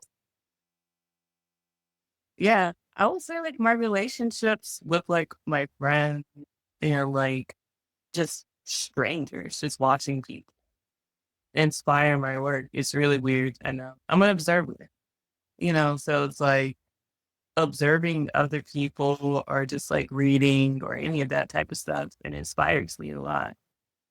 Um, Living life, honestly, has been inspiring me just like in the still moments. Even like I said, these last 2 months, I have not worked. Mhm. And I just been watching people and talking to people and opening space for dialogue. And it's been inspiring me for these next few bodies of work that I'm starting now. And yeah, being open to that too, because you have to be open to want to be inspired. Yeah, absolutely. So that's the thing that not a lot of people talk about. It's like you have to want to be open before you even start thinking about create, because you don't know what's going to come through. That's going to be the thing that inspires you to make that work.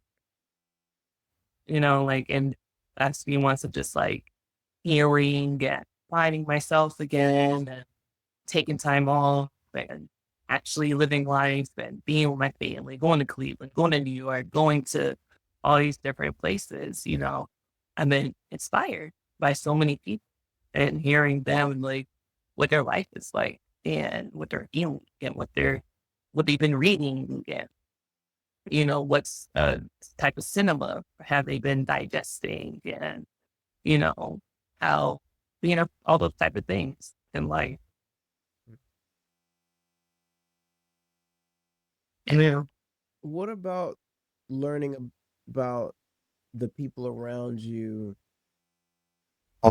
help to nourish you? and the people around me have been teaching me and inspiring me that your connection with yourself and your own spirit is so important and nourishing it. Like, no matter what state of mind or emotional state you're in, you have to keep nourishing yourself so that when something does happen, it's not like an end of the world kind of moment because you're already filled, you know? Yeah. Yeah, your heart, but it's okay. You're still full of love, you know? Okay, that didn't work out job wise, but you still have all of these talents, and you can still keep moving because you're still full of love and you know yourself. You're grounded. So a lot of people have been teaching me that like over the summer. Mm. And I appreciate it because girl forgot. It happens. that's why connections are important. Um, are you familiar with Cole Arthur Riley? I am not. Put me on. There's She's an author. She wrote a book called Black Liturgies, and she speaks a lot about real life situations that people go through. But she grew up not really, well, I'm gonna put out a disclaimer. I may butcher this. I'm gonna get the main idea out, but might butcher details just for the record. But, Air she's phrase. Let's go. Oh, yeah, there she grew up wanting to go to church, but she didn't quite fit in with how church was traditionally, and she didn't really feel or connect with the ideas that church people would subscribe to, or even she was even feeling like, as a black woman, the people that were writing the texts that we we believe in now probably didn't even like people that looked like her. And yeah. she just couldn't really grab hold to it like she wanted to. And so she wrote a bunch of prayers, essentially, to connect to people, but specifically to black people, and the types of situations that we go through. And these are just real life situations. Um, I mean, dealing with, like, you know, with rest and honesty and hard work, and the importance of connections or grief, etc. It's a beautiful book. Highly recommend that you check it out.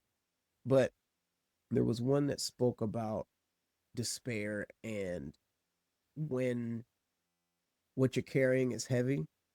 And she says that, we're not designed to carry these things by ourselves. Like, we have people around so that when things are heavy for us, they can help us, and then we're supposed to be able to do the same for them whenever it's their turn. Yeah.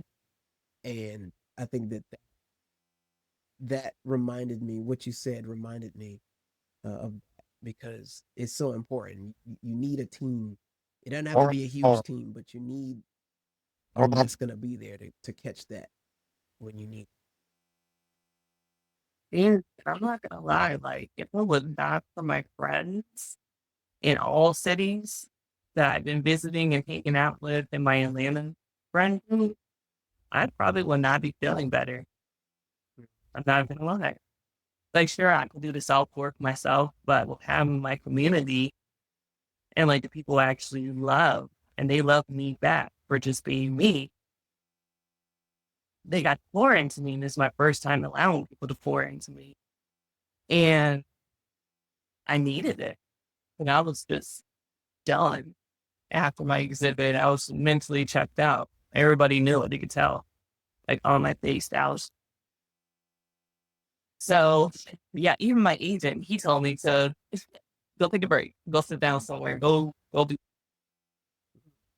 But you got to appreciate people like that who can see you past you and see your blind spot, and tell you, like, go over there and eat, because you tripping. You trip. Go over there and get you some lunch, because you're gonna feel better afterwards. Like, people like that are, I mean, priceless gold. There.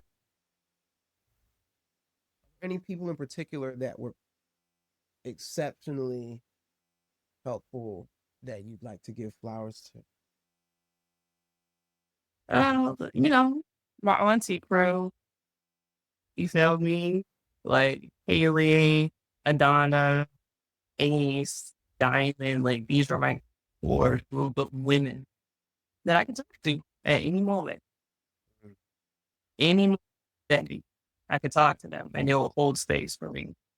And, they're going through stuff like romantically or going through a breakup or even career stuff. It's important to have like those people. They're not going to get annoyed if they hear about it and they're willing to give you advice or just hold space for you to just do your thing. and vent about it, because it's like, it's one thing to talk to yourself about it, talk to God about it, talk to the wall about it, but it's like good to have people who actually care about you that want to hear it and are there for you. And I will give you a hug and be like, okay, like it's gonna be okay. You're okay. It's just at this moment really fucking, and it's okay. Like it happens. We're not going to be happy every single day. It's kind of impossible, you know. But yeah, you can invite joy and happiness in your life, but it's just like every day it might not happen, and that's all right. Yeah. It's about getting through those waves, like enjoying the good times and being able to, endure bad. That part. And I'm telling you, yeah, this summer has definitely healed the girl. That's beautiful. Hell yeah. Oh, and my agent too. Like he literally did more beyond his job description that he needed to do. Mm.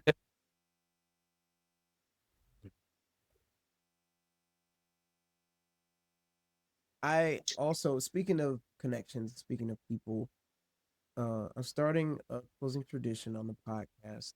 It's called the Vertex because it's the meeting point between two places. And I would like to extend an opportunity to you to attempt to connect to anyone that you would like to connect to. And this can be anybody in the world, any organization, any person. This is basically just shooting a shot. And as I create the podcast and put it out, I will do my best to get it in their hands or in their inbox. I cannot guarantee it's gonna make it there, but I'm gonna try. I'm gonna shoot it. Okay. So it would be Bisa Butler.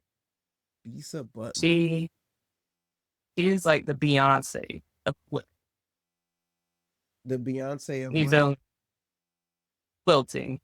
Okay, Bisa Butler. And that that's one woman I would love to sit down with in person and just talk about just continuously showing up, as herself, as a mother, as a wife, as a creator. So and as a business. Because it's different, once you get in those roles. Like, okay, I'm a wife. Cool. Like how do I balance that out with my marriage? You know, becoming a mother. I'm gonna become a mother, someday. How do I balance out this life and that life and combine them in a healthy way? And then as a business, how can I evolve as time goes on, as I get older, and as the money gets longer, like how do I evolve as a businesswoman and maintain and also expand? So yeah, It is a challenge because it all wants all your time, yeah, and so you have to find a way to balance. And I mean, even sometimes people say like don't balance, harmonize, and so mhm. finding ways to do it all at once. But I don't know. I guess that is its own set of skill. You definitely have to like. There's an art form to that. It is. I also got stuff for you. I did some Got one research. now? Oh shoot! Yeah, Oh man, what you yeah. No. Well, sure. This is what I do on the daily. You feel me? man? As You you know see, I who I tried. you feel me. So most of my questions are mostly like based off of your daily life, because I see that you're becoming a multidisciplinary artist. You're doing murals, you are painting, but you are also doing the podcast. That's different universes.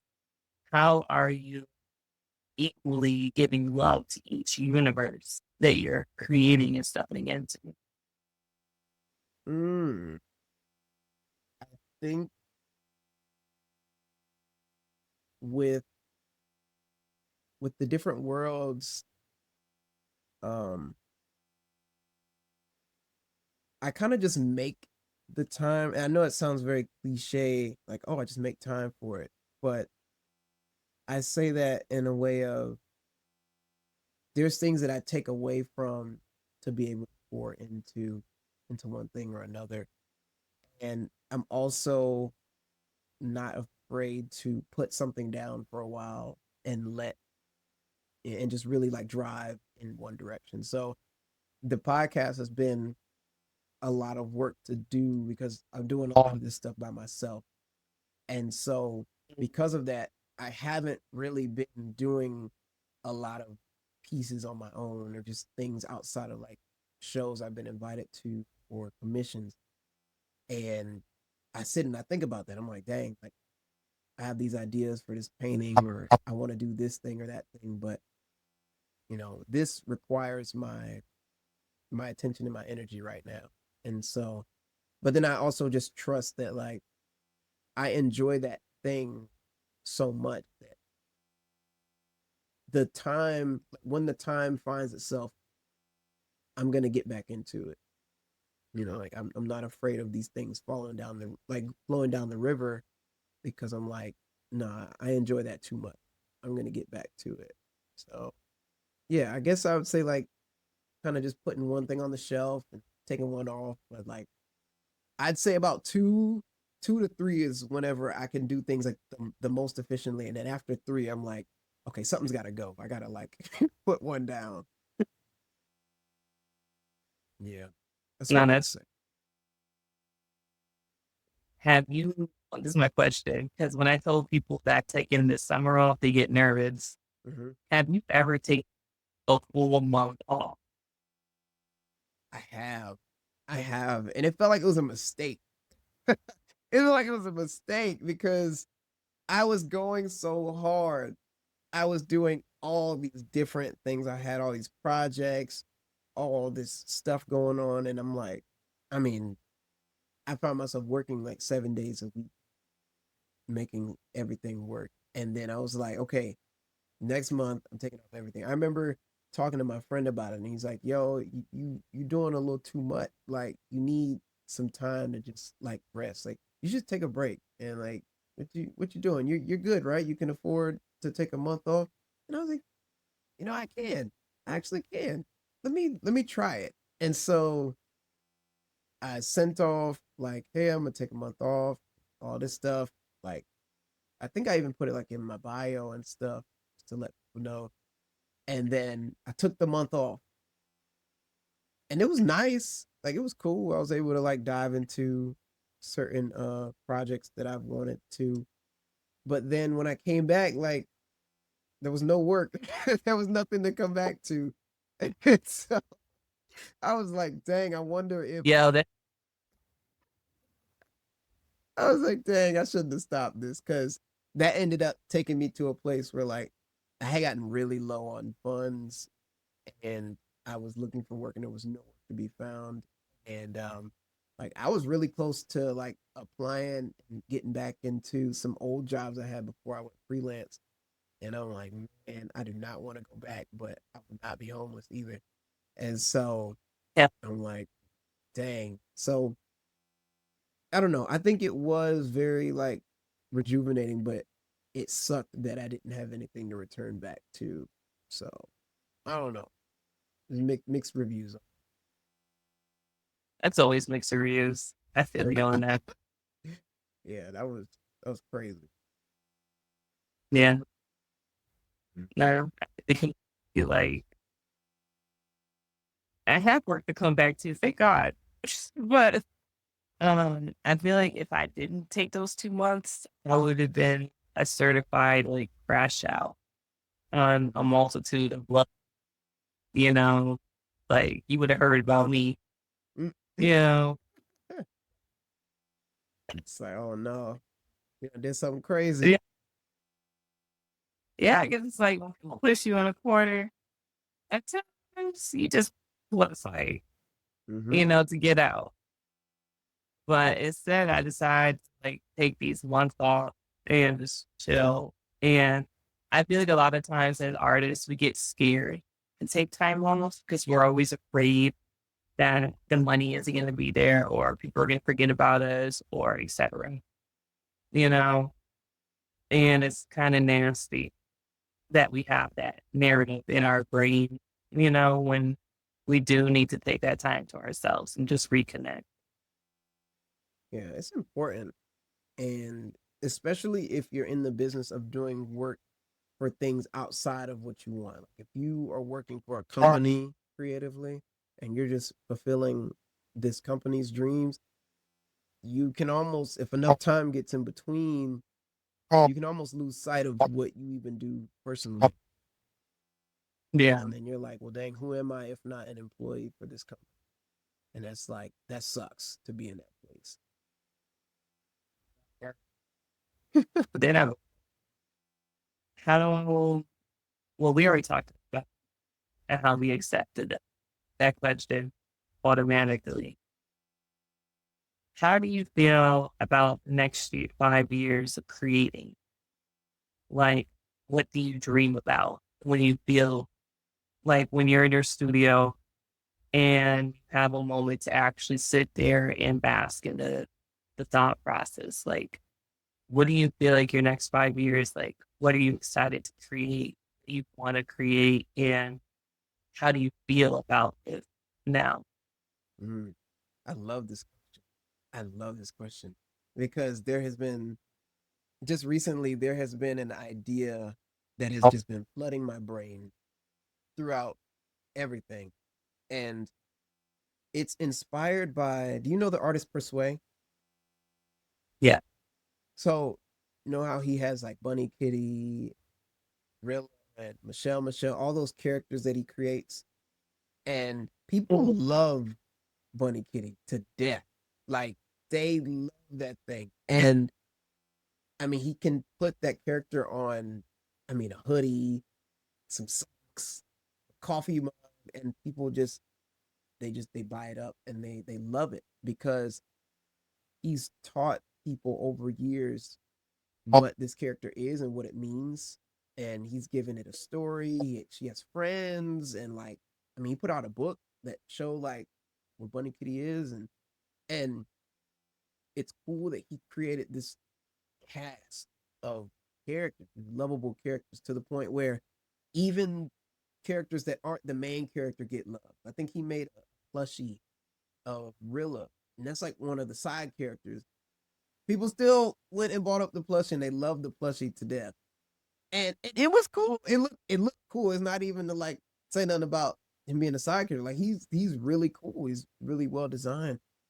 And I'm even seeing like in some of these stores. I went to like this like Japanese store, and they have like these silly characters, like a frog, egg yolk, strawberry, and it's like these silly characters, but they love them to death. They take over the world, you know.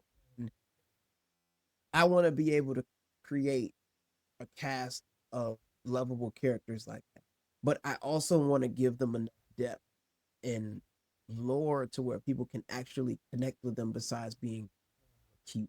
Because I feel like with certain characters, it's just, oh, this is the little guy and he's just cute.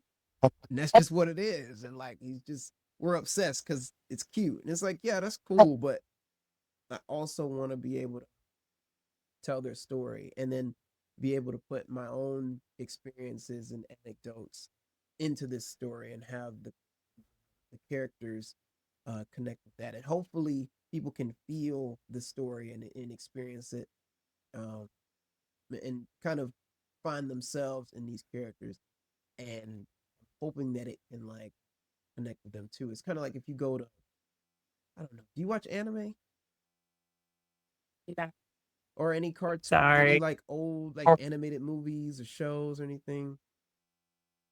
Somewhat, just a little bit. Not really.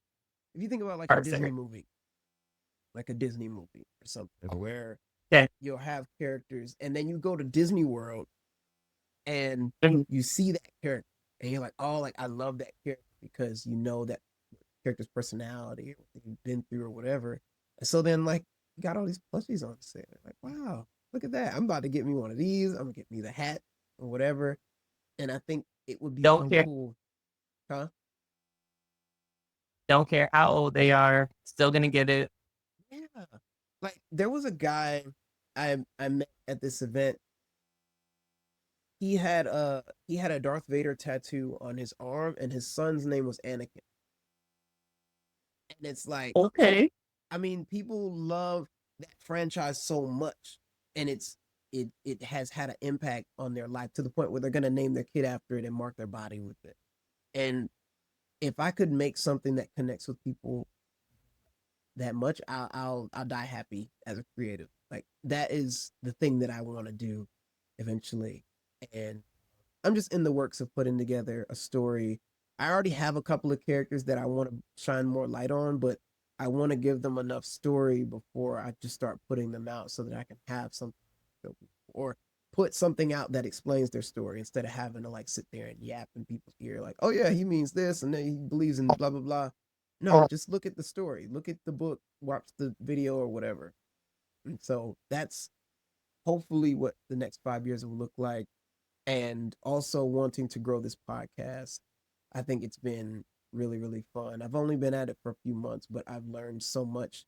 And and I think that it's just a great way to get to know people. And then it's also helping people that are watching. I get at least one message every episode talking about how important it was for them to learn this thing or that thing, or they never saw it that way. Or and I'm like, dang, that's so cool. It's doing real work for people like that. So yeah, that story, this podcast, I'm just like, I'm going forward on two fronts. And like that. That's really cool. Yeah. Yeah, it's telling you. I'm like, man, let me get some real traction. Ah, I really just want to get Uh, somewhere where I can just mash the gas.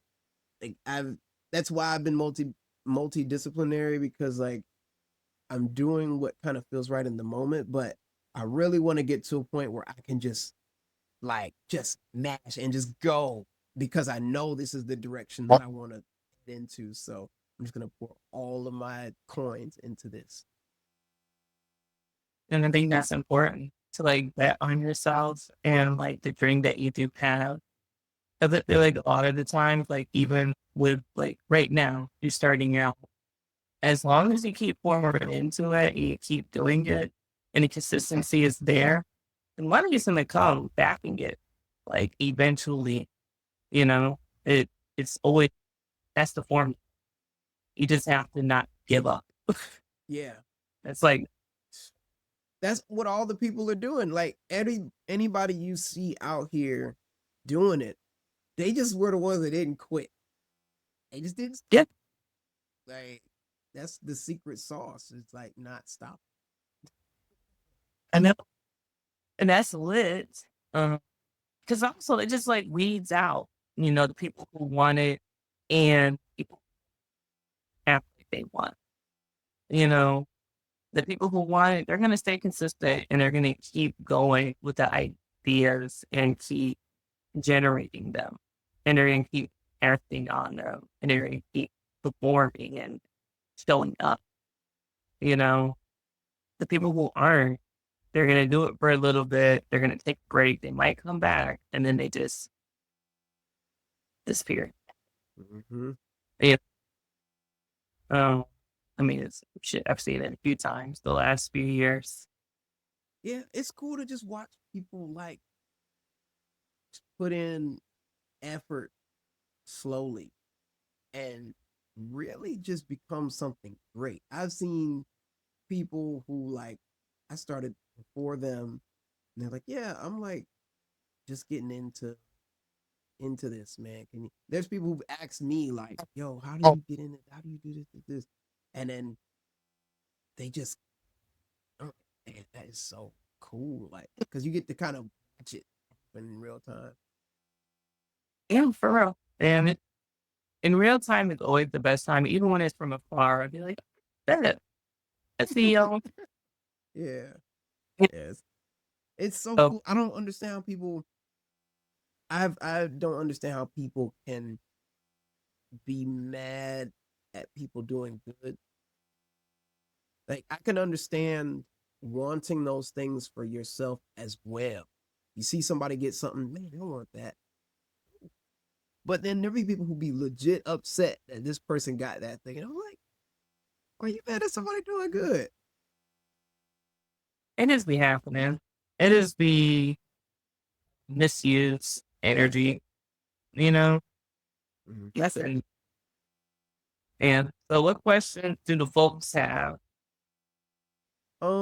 Let's see. Let's give them a chance to ask some questions. Um, I'm I put a message in chat to drop questions in. We don't have any questions right now, but I'm going to open up the floor for people watching currently. If they would like to ask Honey a question, go for it. Now's your chance. And now, Minutes. Huh?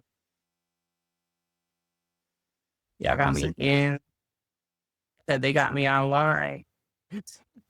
Yeah. This. Man, let's see. Let's see what people say. A Yeah, lot they of can shoot people, their shot. yeah, a lot of people just like they just like to watch because I open up the floor for questions and like I might just get one or like somebody's like, nah, we're good. Like this was great. But I guess no questions is good too. That part. Listen, I ain't mad at it. Well, I will ask you a question while we're waiting for folks Mm-hmm. to their break together. So, how do you feel about the recent approval funding coming to Atlanta art scene? It's got approved this past week. $1.3 million is coming to us. Mm. How would you like? How would you like to see it being initiated and poured into our streets as an artist? Mm. Dang, that's a good question. Let's see. I'm gonna think for a second.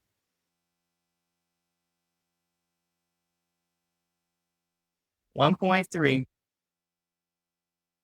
just for Atlanta arts. Dang.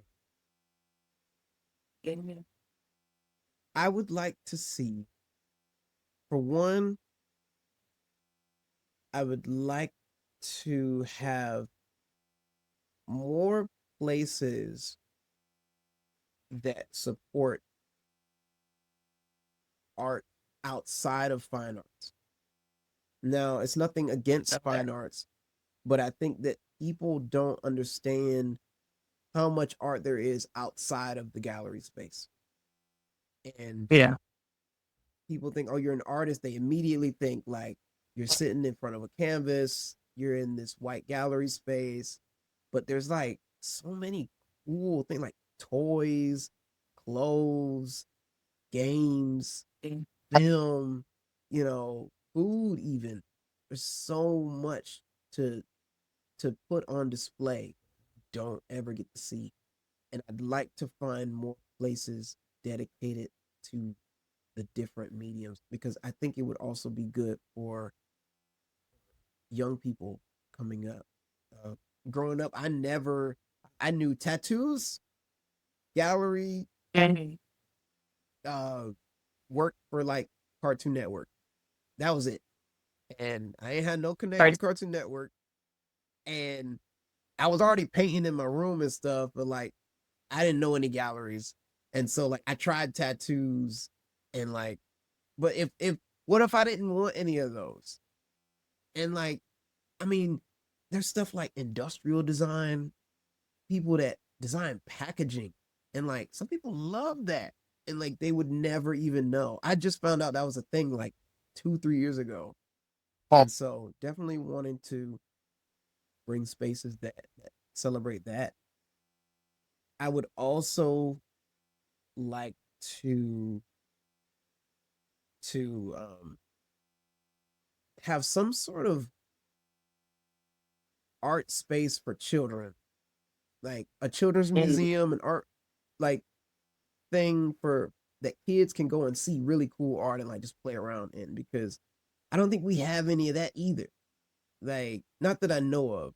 I could be wrong, but and there's like, we, yeah, the children's music, but it's not like that, you know, where they can just be creative and like have no bounds. They don't they don't have that space.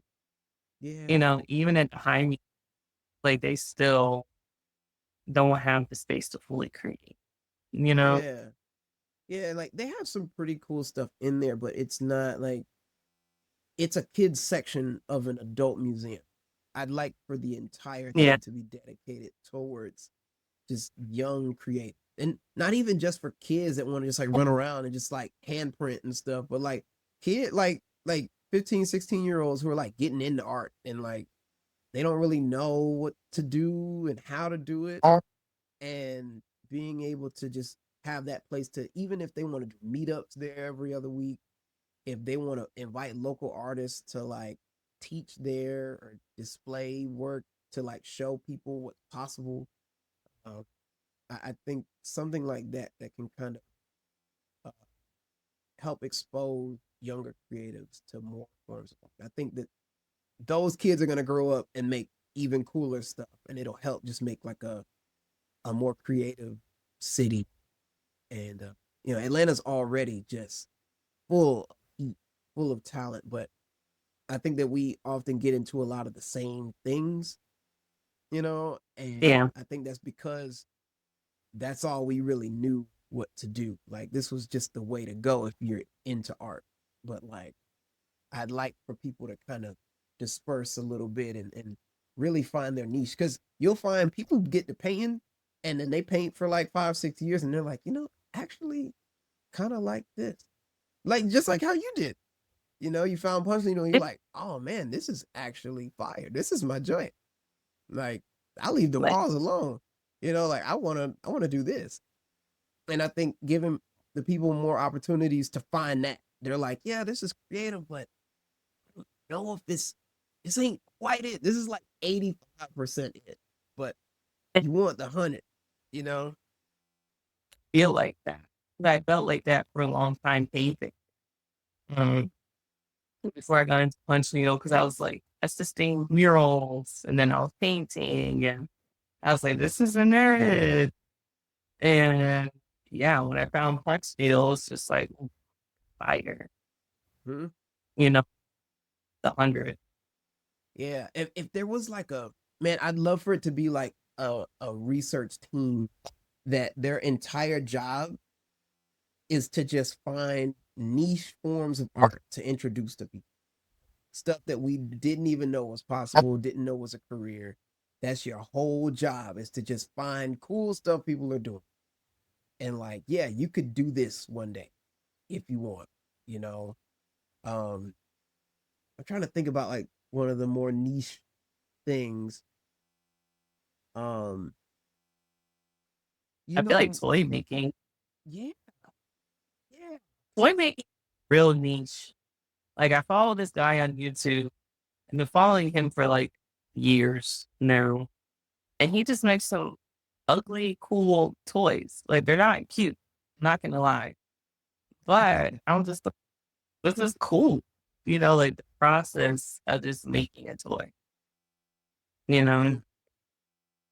Done things in like 3D. And then even like cool sculpture. Like Yeah. I'm not shooting no shots at sculpture artists because I don't really make I don't make sculptures. I don't know that world all the way. But I think that at least the ones that get displayed in our city, um, like they're very similar. And I'd like a little bit more diversity in like what you can see when you driving in the street. Like especially like down Peachtree or like 10th Street, Yeah. 14th Street. Like you're seeing sculptures and like they look very similar. Like I know You people know what I paint that call stuff. What's that? it's just unseasoned art. Yeah. Yeah. Need a little bit of flavor. Need a taste test. You know what I read? I feel like we need to do that more often before we start approving stuff. Yeah. Like, is this flavor really gonna do what it needs to do for the public and for us? Is it You flavorful? know, It's a great question. It's a it's a great thing, question. real thing. I'm You know, telling you. I'm putting that right next to I believe in being a bum. Is it flavorful? I was,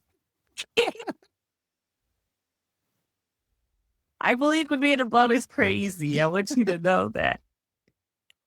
Say that as the quote. Yeah. Putting that down. That's quoted. At least over here. That's quoted. I'm gonna spread that. I'm gonna spread that word. Yeah. How would you Yeah, like to see so that? with it, what? Oh, I was asking how would you like to see that money spent? Oh man, I got a few things. So I hosted a town hall back in October, and we talked about this because I was part of the milk crisis that happened last year. Mm-hmm. Um, and honestly, that money can please getting back to the nonprofits who actually have programming Mm-hmm. in the city, like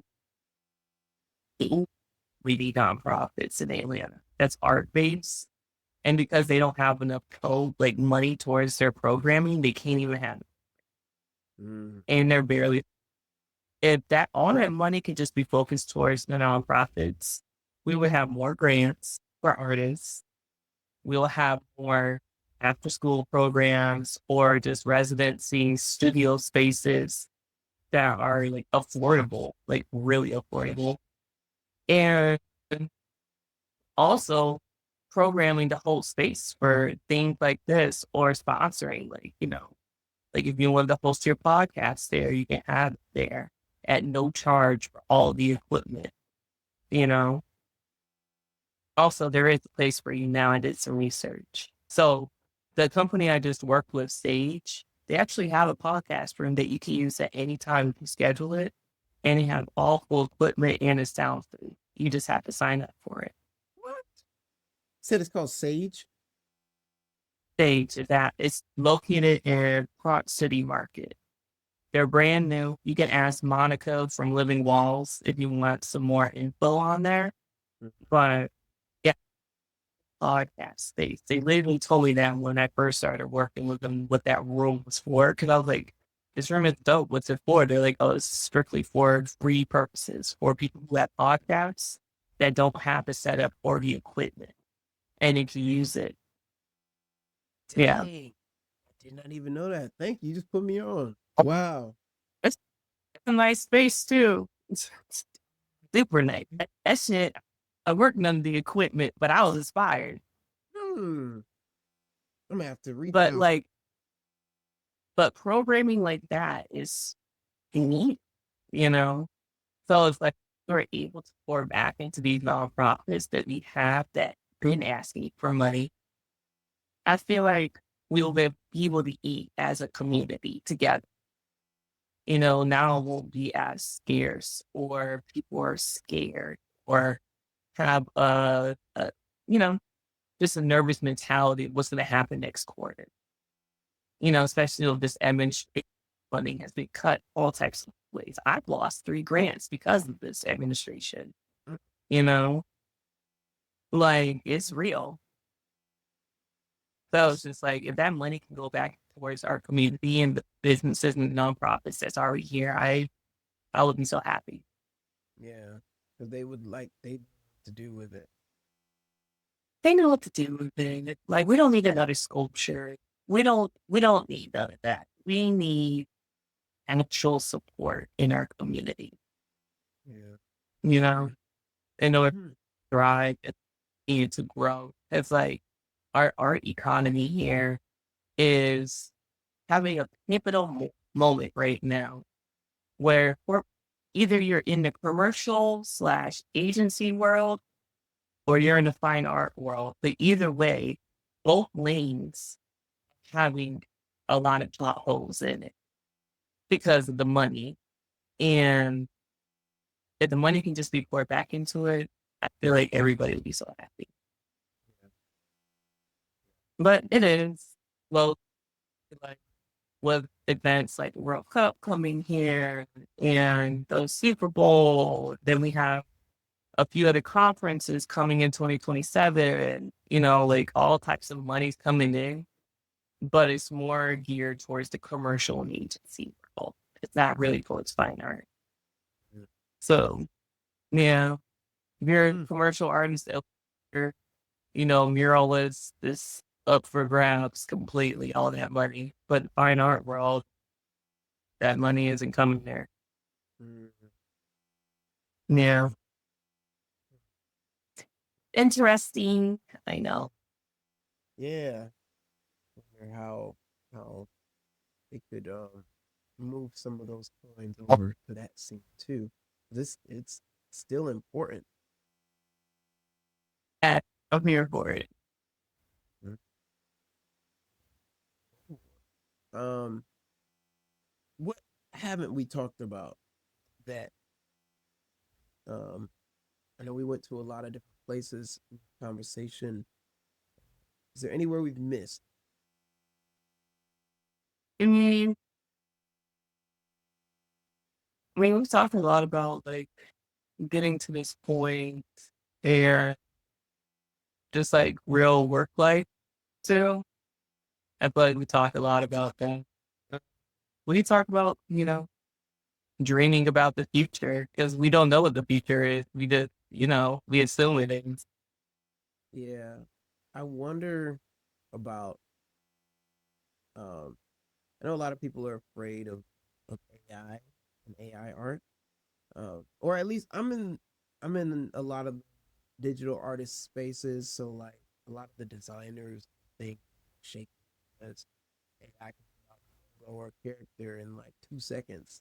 And it takes most people at least a couple days, and that can be concerning.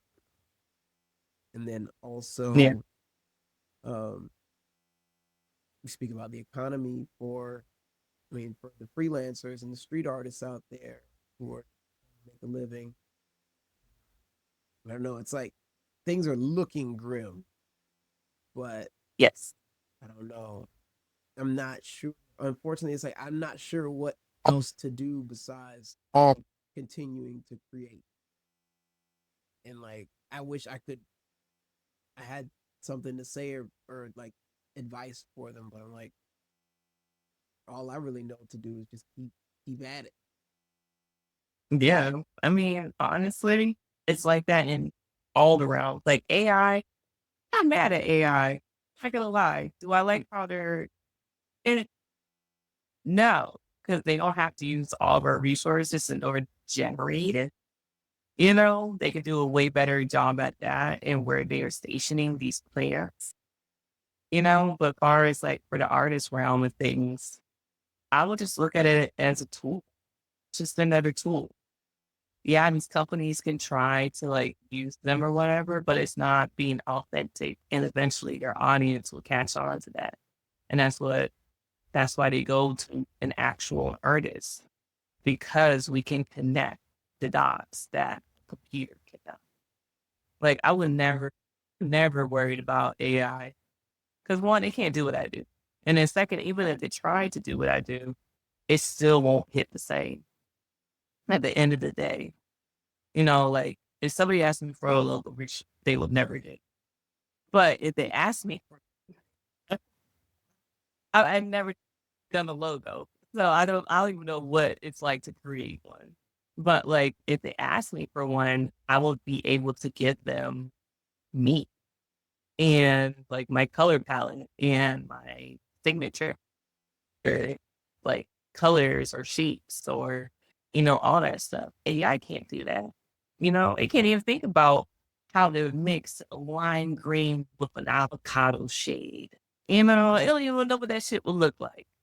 It'll try to guess, it's not gonna do it. Mm-hmm. It doesn't know what you are, doesn't know what it feels like to own a business or, like be able to connect with other people.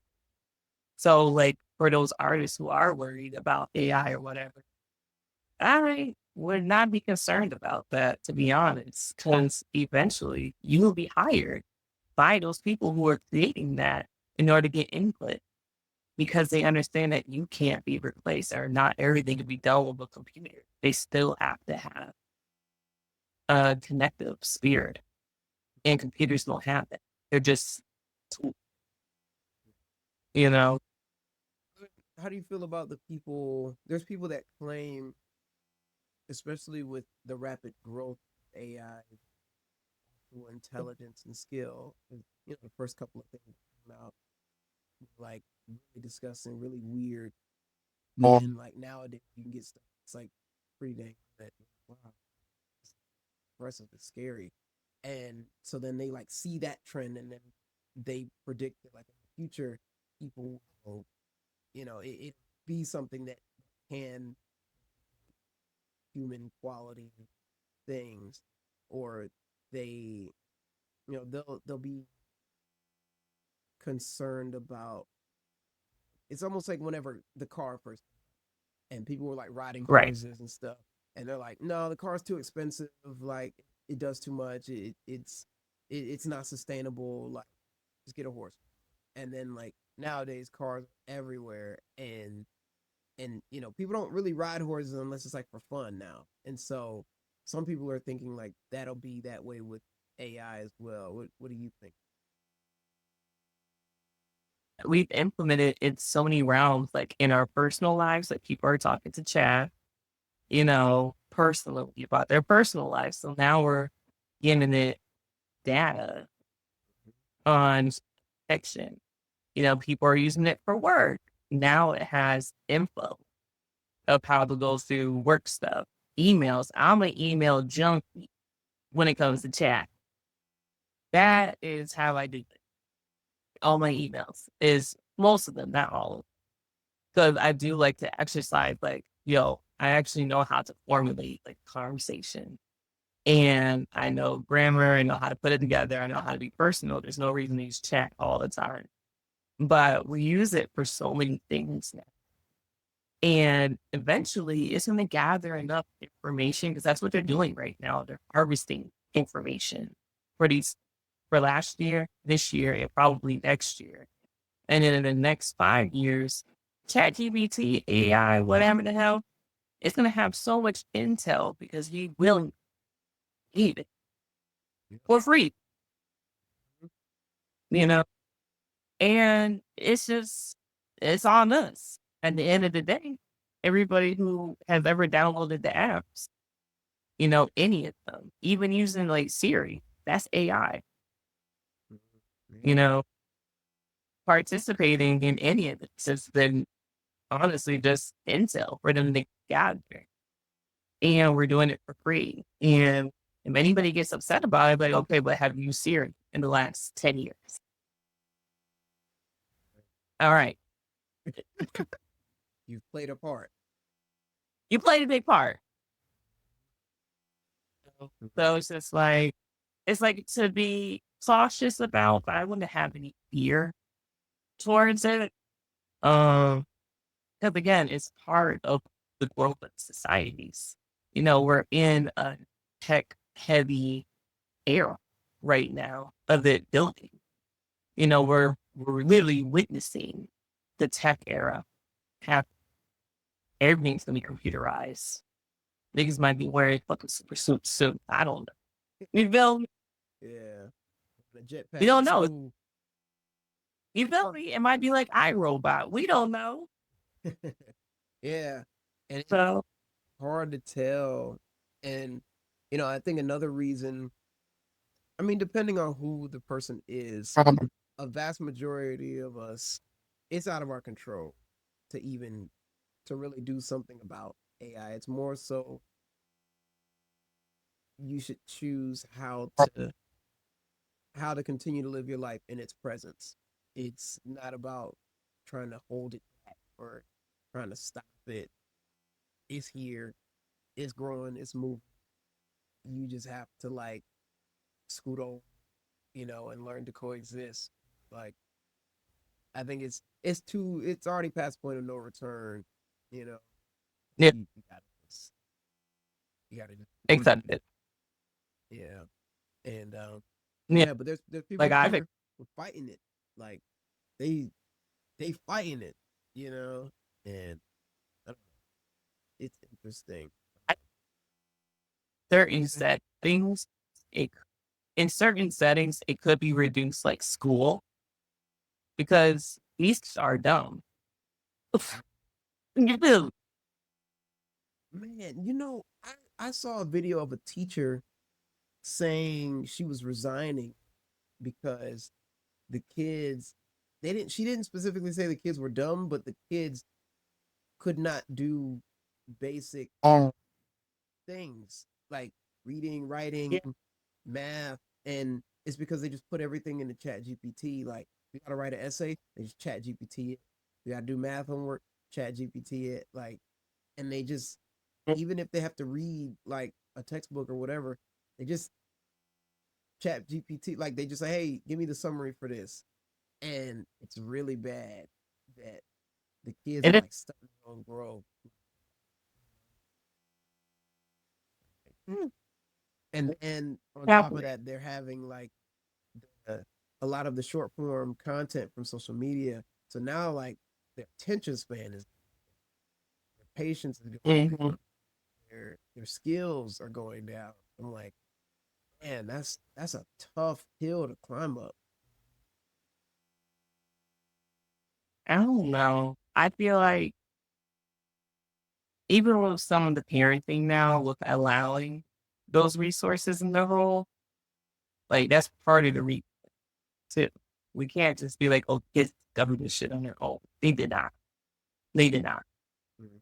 You know, allowing that in your home and to be the main tool for them to learn from is like wrong. Because at the end of the day, they have to be able to learn how to, one, read and be literate and understand and comprehend what is going on in these stories or understanding their essays and to formulate their own thoughts and words and, feelings for something. They can't have a computer do that for them. You know, even with math, and I hate math, but I will use those brain cells together to figure out that problem. You know, it might take a little long, but it's gonna happen. But I do feel like putting it in school is for the kid. I will say that. And I feel like there will be at some point in the next 2 years, because those test scores are getting lower and lower, you know. They're gonna have to find a way to take it away. Cause like I'm actually doing programming with the Department of Education for the state of Georgia. And I'm doing art programming, obviously. But we're talking about it in these meetings recently. And it's just easy what these kids are really digesting every day. Like in this generation, like they have so much AI access. They have so much anxiety. And that's why I'm coming in because art helps reduce anxiety. They have to deal with stuff in society. They're dealing with the political climate we're in, the social climate change. They're noticing it too. And it's just a lot of elements right now. So it's like, what can we do for them? You know, when these conversations are just, a lot of them are in circles, but I do feel like if we are able to take away, not even take away, but reduce the AI, access in school, that would help. And if we are able to create programming, the arts in the schools again, you know, that can help restore that part. Be kids and be creative, be open-minded, and allow them to have confidence in creating something on their own instead of relying on technology to create it for you. Yeah, The art does that. You have to rely on your creativity. yeah, it's So, man, there's something about um there was the I think I was doing some research on AI. I think I might have been watching another podcast about AI, and that was exactly what they said. They said that because AI is kind of like inevitable at this point, it's Right. the job of the higher ups to crack down on regulating its presence, not just having free reign in a space, being Right. able to really just like keep it out of this area, or you know being able to control which fields of work it can be used in, you know stuff like that. I think can help a lot, because if you let it run wild, it will. Yes, it will. Look at us now. Because right Is now it's running right. yeah. And I think it's just And the only here. I think it's just here in the States, because in the UK, at least I know in the UK, I don't know about other countries. In the UK, they have like regulations, even for stuff like Chat GPT. Like an update will come out, and then like UK doesn't get it for like a month or something after. They have to go through all these different tests and things. period down to the Yeah, they know how yeah, to yeah. Like you gotta be able to kind of you know put it in its place in a certain way. Show it where it can take up space, can't where it should. no. No, and I think we'll get there eventually. I give it to the end of the year or really fed up. Like this school year, it has to rattle some people some more for them to get fed up so that we can start having these conversations about regulation. But then we have to go into the space of each, since in the United States, the Department of Education doesn't really have a footing in everybody's like federal regulations, now state by state. Now every state would have to decide what they want to do with AI. And that'll be interesting on which other states vote for that Yeah. with Hmm. with the in school. Yeah. How how do you feel about the presence of social media algorithms? Um, and I ask this question because I mean the conversation we're just having about the impact of AI in school system. I knew nothing except that one video, and that was just because I watched a commentator on YouTube and they were talking. I would have never seen that video myself, and Right. the fact we're all getting on the same apps. There's like three apps that everybody's getting on, and yet the things we see are all so different. And I think that that leads to people really living in completely different worlds. Because before you told me this, I didn't really know that it was having that level of an impact. I heard about kids like ChatGPT in their history essay or something. That was something I was like, yeah, of course. Like, man, I thought myself, I'm like, dang, this would have been fire in college. But it's like, But it you is what it is. had Hmm? so we had because how old are you? I'm 28. All right, you might know about Spark Note. Oh yeah, yeah, yeah, yeah, Yeah, yeah. they had Spark Note. Spark Let's Notes take it had the back. little summary real quick. You can, oh yeah, this was this. Yeah, We're the OG of this. yeah, that right there came in clutch. Like I've been on the bus on the way to class. Spark Notes and this chapter I was supposed to read, and Yeah, and I passed the quiz as soon as I get there, and I'm like, whoo, ain't read nothing. word. Yeah, and But now, yeah, it's like I had no idea, and I mean, it's interesting to see people like feeds sometimes, because it will literally be a whole different world from yours, even though it's the same app. And I'm like, what kind of impact you think that's having on folks? Um, I feel like we're just being catered to what's in our vibe when it comes to the algorithm, you know? Like, some days I wish that we all can, like, have the same news outlet or, like, the same open calls for residencies or grants, like, so that everybody can see it at the same time and apply, you know? But I'm not gonna lie, like my For You page, you know? Yeah, but It's lit on all that's the thing. Like everybody feels that way. Like I like mine, and like you like yours, and they like theirs, and it's like, dang, they got us. you know, and like and they got bad, especially by TikTok. My TikTok is curated perfect. man, and it's just interesting because it'll really, before social media, you might find you a good little page and you follow that page to keep, to Yeah. keep stuff coming through, but you're not gonna see that all the time.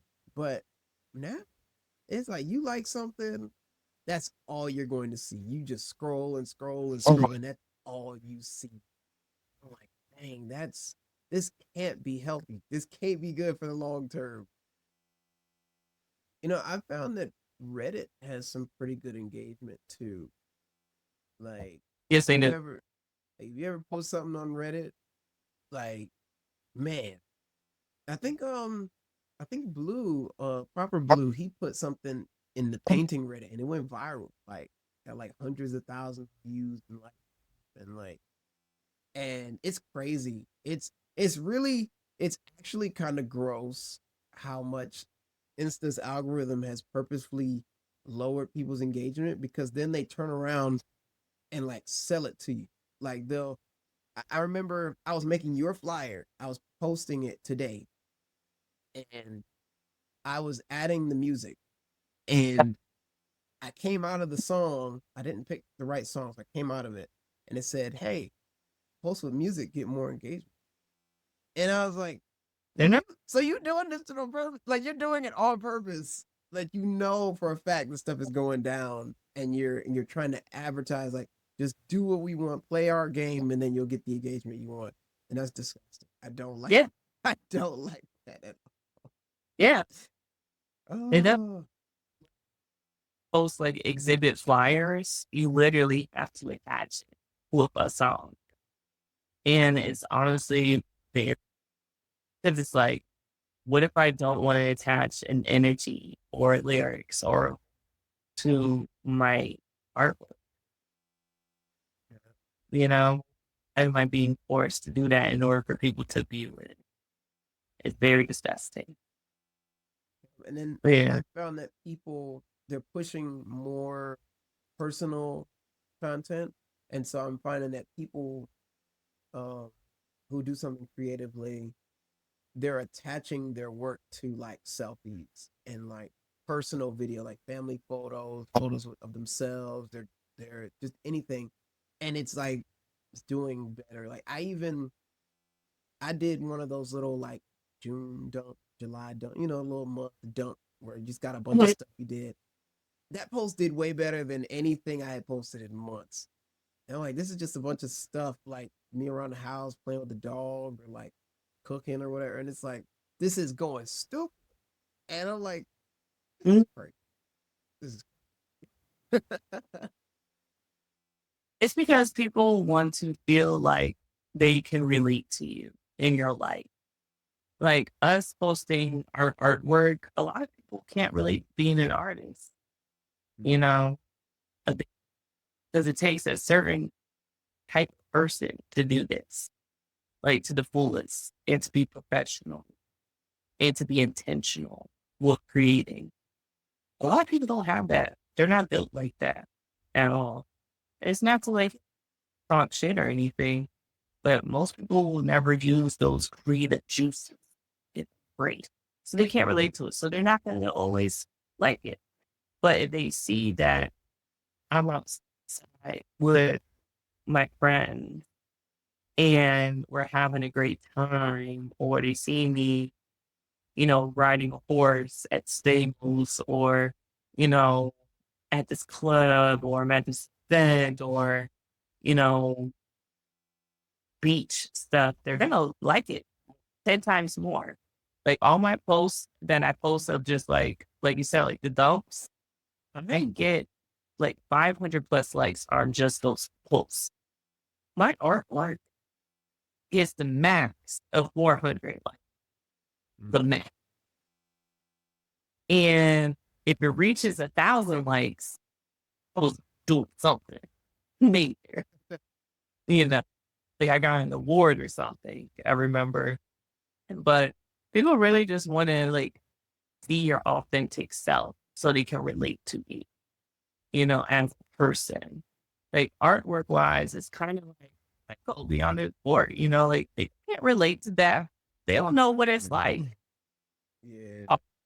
They'll read a body of work and have it shown at a gallery and then getting the award at a gala, getting prized and getting like $50,000 in grant money and all this other stuff. Like they can't relate to that. It's dope. It's aspirational. It's inspiring, but they can't relate to it. So when we post stuff like, oh, the Cleveland JPEG, and I dropped 20 photos of me in Cleveland doing different activities and different stuff and outfits I'm wearing or style, they're gonna be like, oh, I love this. I think I get it to you, and then they like,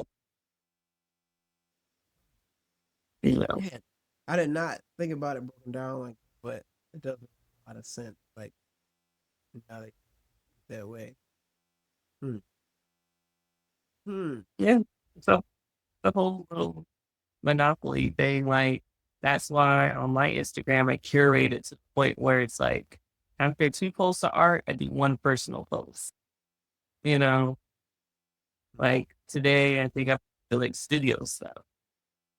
And then we have posted the flyer. These are my 2 work things. The next thing I post is gonna be personal. So that you can see what's going on. Like I'm editing, I filmed most of my summer on my VHS camera.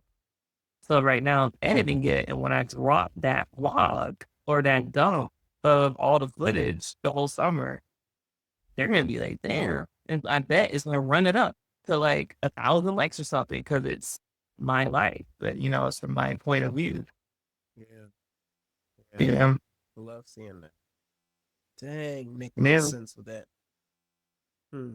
yeah.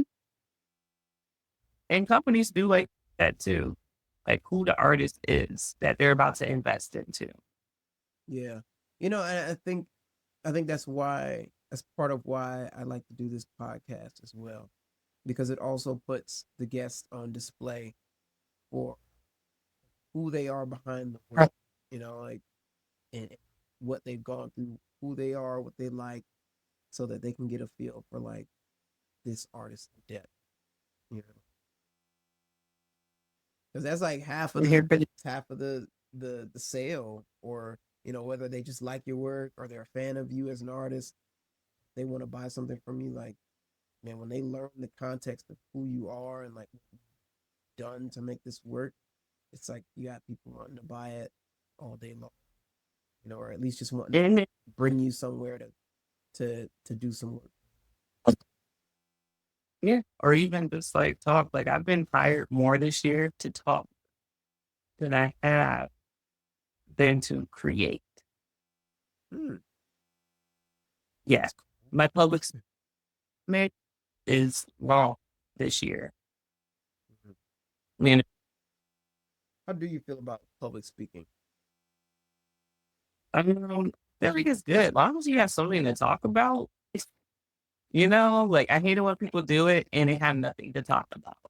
But like the fact that I spent life living it for real and having real time experiences and have experience in like what I do and open to people I'm working with, I talk about a lot of stuff in different categories. Like this summer I've just been traveling and then also going to mad schools and school programming, talking to kids. This whole summer I've been talking to kids. Very humbling thing. Kids are humbling. Yeah. Oh, Are yes, you they talking are. about like just saying um it's crazy stuff to you? No, no. I had an 11-year-old fall asleep right in front of me, Yeah. and she didn't care. Yeah. And it's easy because I'm like, gee, am I boring? Am I this, like, what's going on? Yeah. But then I'm like, the humbling experience, these kids do that, okay, and it's okay, Mhm. but summer, I've just been talking to kids, Yeah. It kind of and then I did, like, say that last part one more time. oh, I said, and I did, like, 2 panels so far this summer. I got, like, another one the end of this month I have to do, but, yeah, Gotta love that. Getting paid. I know. They can't be prepared for the age. Man, that is something that like I don't enjoy public speaking. Yeah. I've been I've gotten opportunities to here and there, like panel every now and then. Um, but I don't know. I like to be prepared for stuff like that, but I'm never looking for it. Because the public speaking and stuff like that, I just get a lot of anxiety around it. Like I think it's the silence. It's knowing that everybody's listening to you, and then I always Mhm. get messed up when I start to get quiet, and then it's just quiet. People are just waiting for you to say something, and especially if you don't remember, and it's just like Yeah. now it's just quiet, and I'm like, oh shoot, like that's I hate that. Oh my god, it's happened. It's happened before, but I just have to like roll out of the corner. Yeah, but most of the things that happen there in that moment, you just have to recenter yourself. You know, I feel like that's the main thing I tell myself when I'm on stage. It's just to recenter myself and take a breath. Even if it's just the internal breath, not even the external one, like mentally, like, yo, take a breath. Like, it's gonna be cool, just do this thing. Like, I had to do a panel and I had to memorize my answers. Mm, It was with university and we were, discussing some stuff as far as like fine art, that type of stuff, the DEI incentives being taken away, all these things. I had to memorize, a few of my answers because it's being recorded. And it was hard. But I had to center myself like 2 times during that. Because, yeah, either you're gonna sink or swim in that moment, right?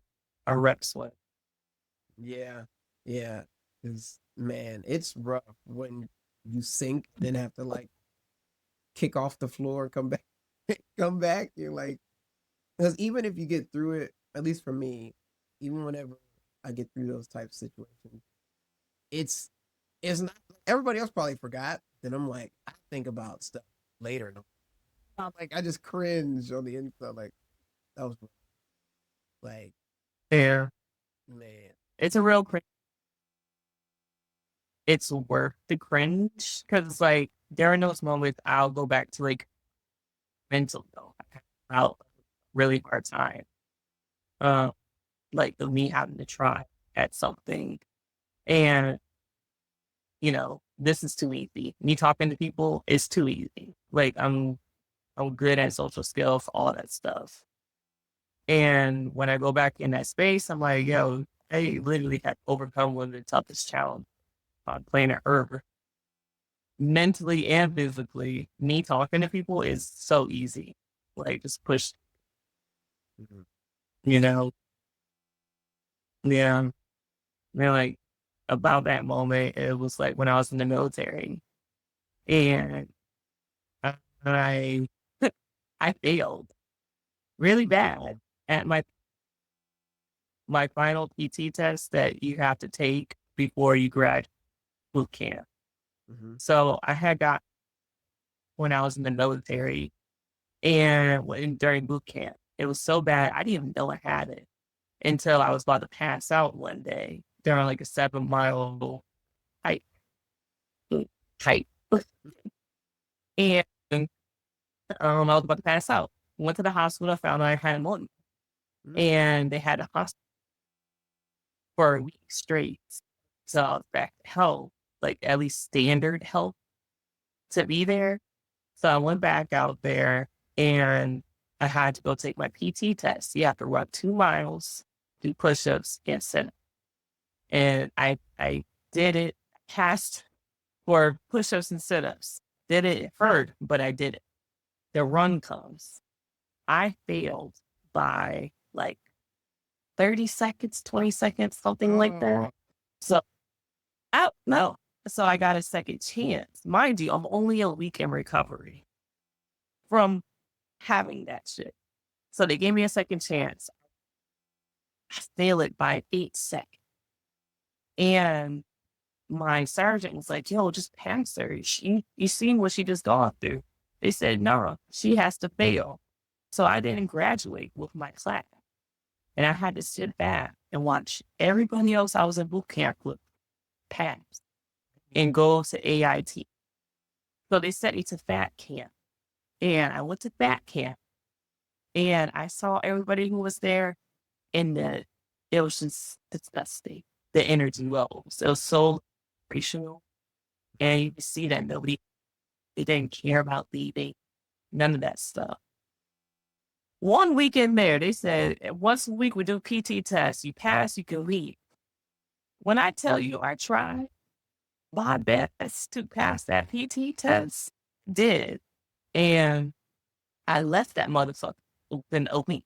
After they gave me that first PT test, Mm-hmm. I passed that.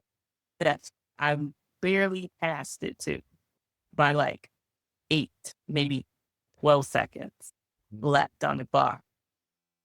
And that motivation has taught, huh? I was just, but you passed it.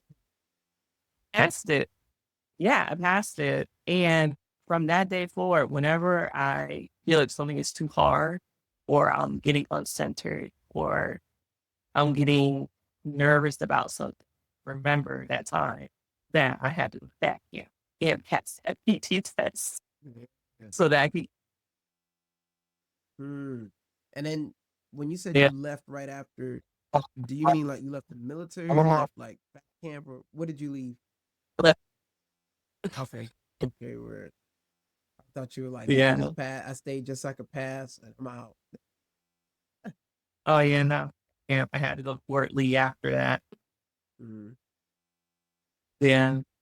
And I mean, and it's stuff like that too, being able to overcome certain challenges and learn just for yourself. It teaches yourself what you're capable of.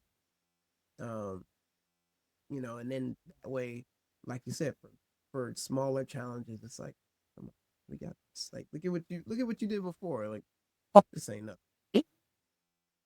No, literally, if people were to think like that a little bit more often when it comes to challenges, they would overcome more. Like you've made it through so many storms, and challenges before. It's just like the same. It's too easy. Yeah, yeah, Yeah. so real. You know, Mhm. have you ever heard of the Wind Journal? No. Anybody. It's you're basically like a practice that people do where you write down all your wins, like big or small, and it helps to strengthen muscle. Uh, Being able to remind yourself of your own power, of your own success. When people too hard on themselves or they power, you can refer back to your win journal, and you can literally sit and read the different things going through, and it helps you to like snap back into like where you are. No, that's dope. Shit, I won't look into doing that now. I have a journal, but not a wind journal. Yeah, yeah. I think it's beneficial for everybody, for anybody, because even if you don't necessarily need the self belief, even just being able to remind yourself of what you've gone through. It could even help reinforce like you if you feel like you having a break or something like, oh man, I've just, I'm not doing enough, or like I need to do more. You can sit and like look at all the stuff you did. Dang, no, I did all this. Like I'm good. It, yeah, like during this 2 month break where I felt guilty for taking time off. But then I was like, yo, January to June, I've been nonstop. I've literally been nonstop. Me taking June and July to relax and enjoy life and heal, it was needed, and I don't regret it, like at all. Because it's like I did a lot of wins. Did campaigns, I did solo exhibition, I did commissions, I did murals, I did community work. I think 2 months will not hurt me. And it has. Yeah. Yeah. We love W's. Gotta love a dub, right? Yeah. Love a good flash. They're a lot more comfortable than L's. Definitely. Oh, Have to, man, if you ever have to just sit with one of those, dang, that's I know. And it's yeah, for sure. Yeah. Ugh. But I guess that's part of it. That's part of the balance. You gotta have some L's on you so you can fully appreciate a W too. hell yeah. L's make the W's. Oh, Hmm. man. Well, shoot, this has been, man, such a great conversation. I I knew that Yeah. I knew that having this conversation, uh, being able to talk to you, I knew that I was going to learn something, just because of the type of content that you put out. I feel like you're constantly showing people new ways of thinking, new ways of creating, your willingness to connect to others. And as somebody who is trying to have a podcast about connection, it's been really nice and really enlightening how someone who does this a lot does it I so that I can start incorporating some of these techniques. And man, it's just been really inspiring. I mean, you've even put me on to a couple of things, just things I can do, ways I can think, how to create safe spaces. And I really appreciate you for that, for your time, sharing your story. I mean, just all the knowledge that you have. I think this conversation is going to help a lot of people. So I appreciate Appreciate you. Thank you for inviting me. And let it. Yeah. So, either. so, oh, my bad. Go for it. I was gonna say, like, check out, like all these resources with podcast grow. Like there's a lot of resources like Sage, like, I'm not really like that deep in your team, but I feel like they would definitely champion you and support you in a lot of ways. Even just like the use of their equipment room, or even people, you never know who will be there, Yeah. you know? Yeah. Definitely want to go and check them out. I'm literally going to reach out to them probably tomorrow. It's a little late today, but I'll definitely reach out to them like as soon as tomorrow and see what's up. And one more question I'd like to ask as well. Now that you've been through this podcast and you got a feel for the types of places we go in conversation, who would you like to see on the podcast? And it could be any type of artistry. Yeah, anybody. I would invite this guy named Chuck. I'm gonna say his Instagram. He's a fashion designer, Hmm. and here in Atlanta right now. He's originally from New York, but he has a lot of knowledge when it comes to fashion and business, and working with so many different brands and creating universes within your own brand. He's helped me with that. So I would recommend coming on the show for sure. So Interesting. Yeah, I'll definitely be on the lookout for that. Yeah, Mm. my favorite Baldy. What'd you say? He's my favorite Baldy. Favorite Baldy? Yeah. That's funny. I have like a mental image already. I'm looking for a bald head now. In my DMs. Oh yeah. Yeah. You could be like, yeah, that's it. Yeah. Cool. You have anything else that you'd like to say before we wrap up here? I mean, honestly, I feel like in this day and age, the best advice I got for people is just to be authentically themselves. Mm. Like that's places and spaces that you truly belong in. To be honest, that's really it. Yeah. That'll get you in Yeah, and out of everything you need to. that part. Mm. Dang. All I got. That's real. That's a nice note to end on too. Yeah, the, Ooh. everything is dying, but I all of it. Oh, I bet that thing is hot to the touch. I appreciate you killing your battery for this. And I yeah, Yeah, well, thank you so much once again. Shoot, good luck in life and in your career. And like, I mean, we're in the same city. I'm sure I'll see you around. But yeah, like wishing the best for you yeah. in your career always. Thank you. All All right. right, we'll link up. Thank you so much for watching the episode. One of my favorite things about doing this podcast is hearing about when someone resonates with something we said. It's truly the reason I continue to make these happen. Comment down below what stuck with you, and we can continue the discussion further. Also consider liking and subscribing. It helps me bring in more amazing creatives and helps me make this show better for you all every episode. Catch y'all next week.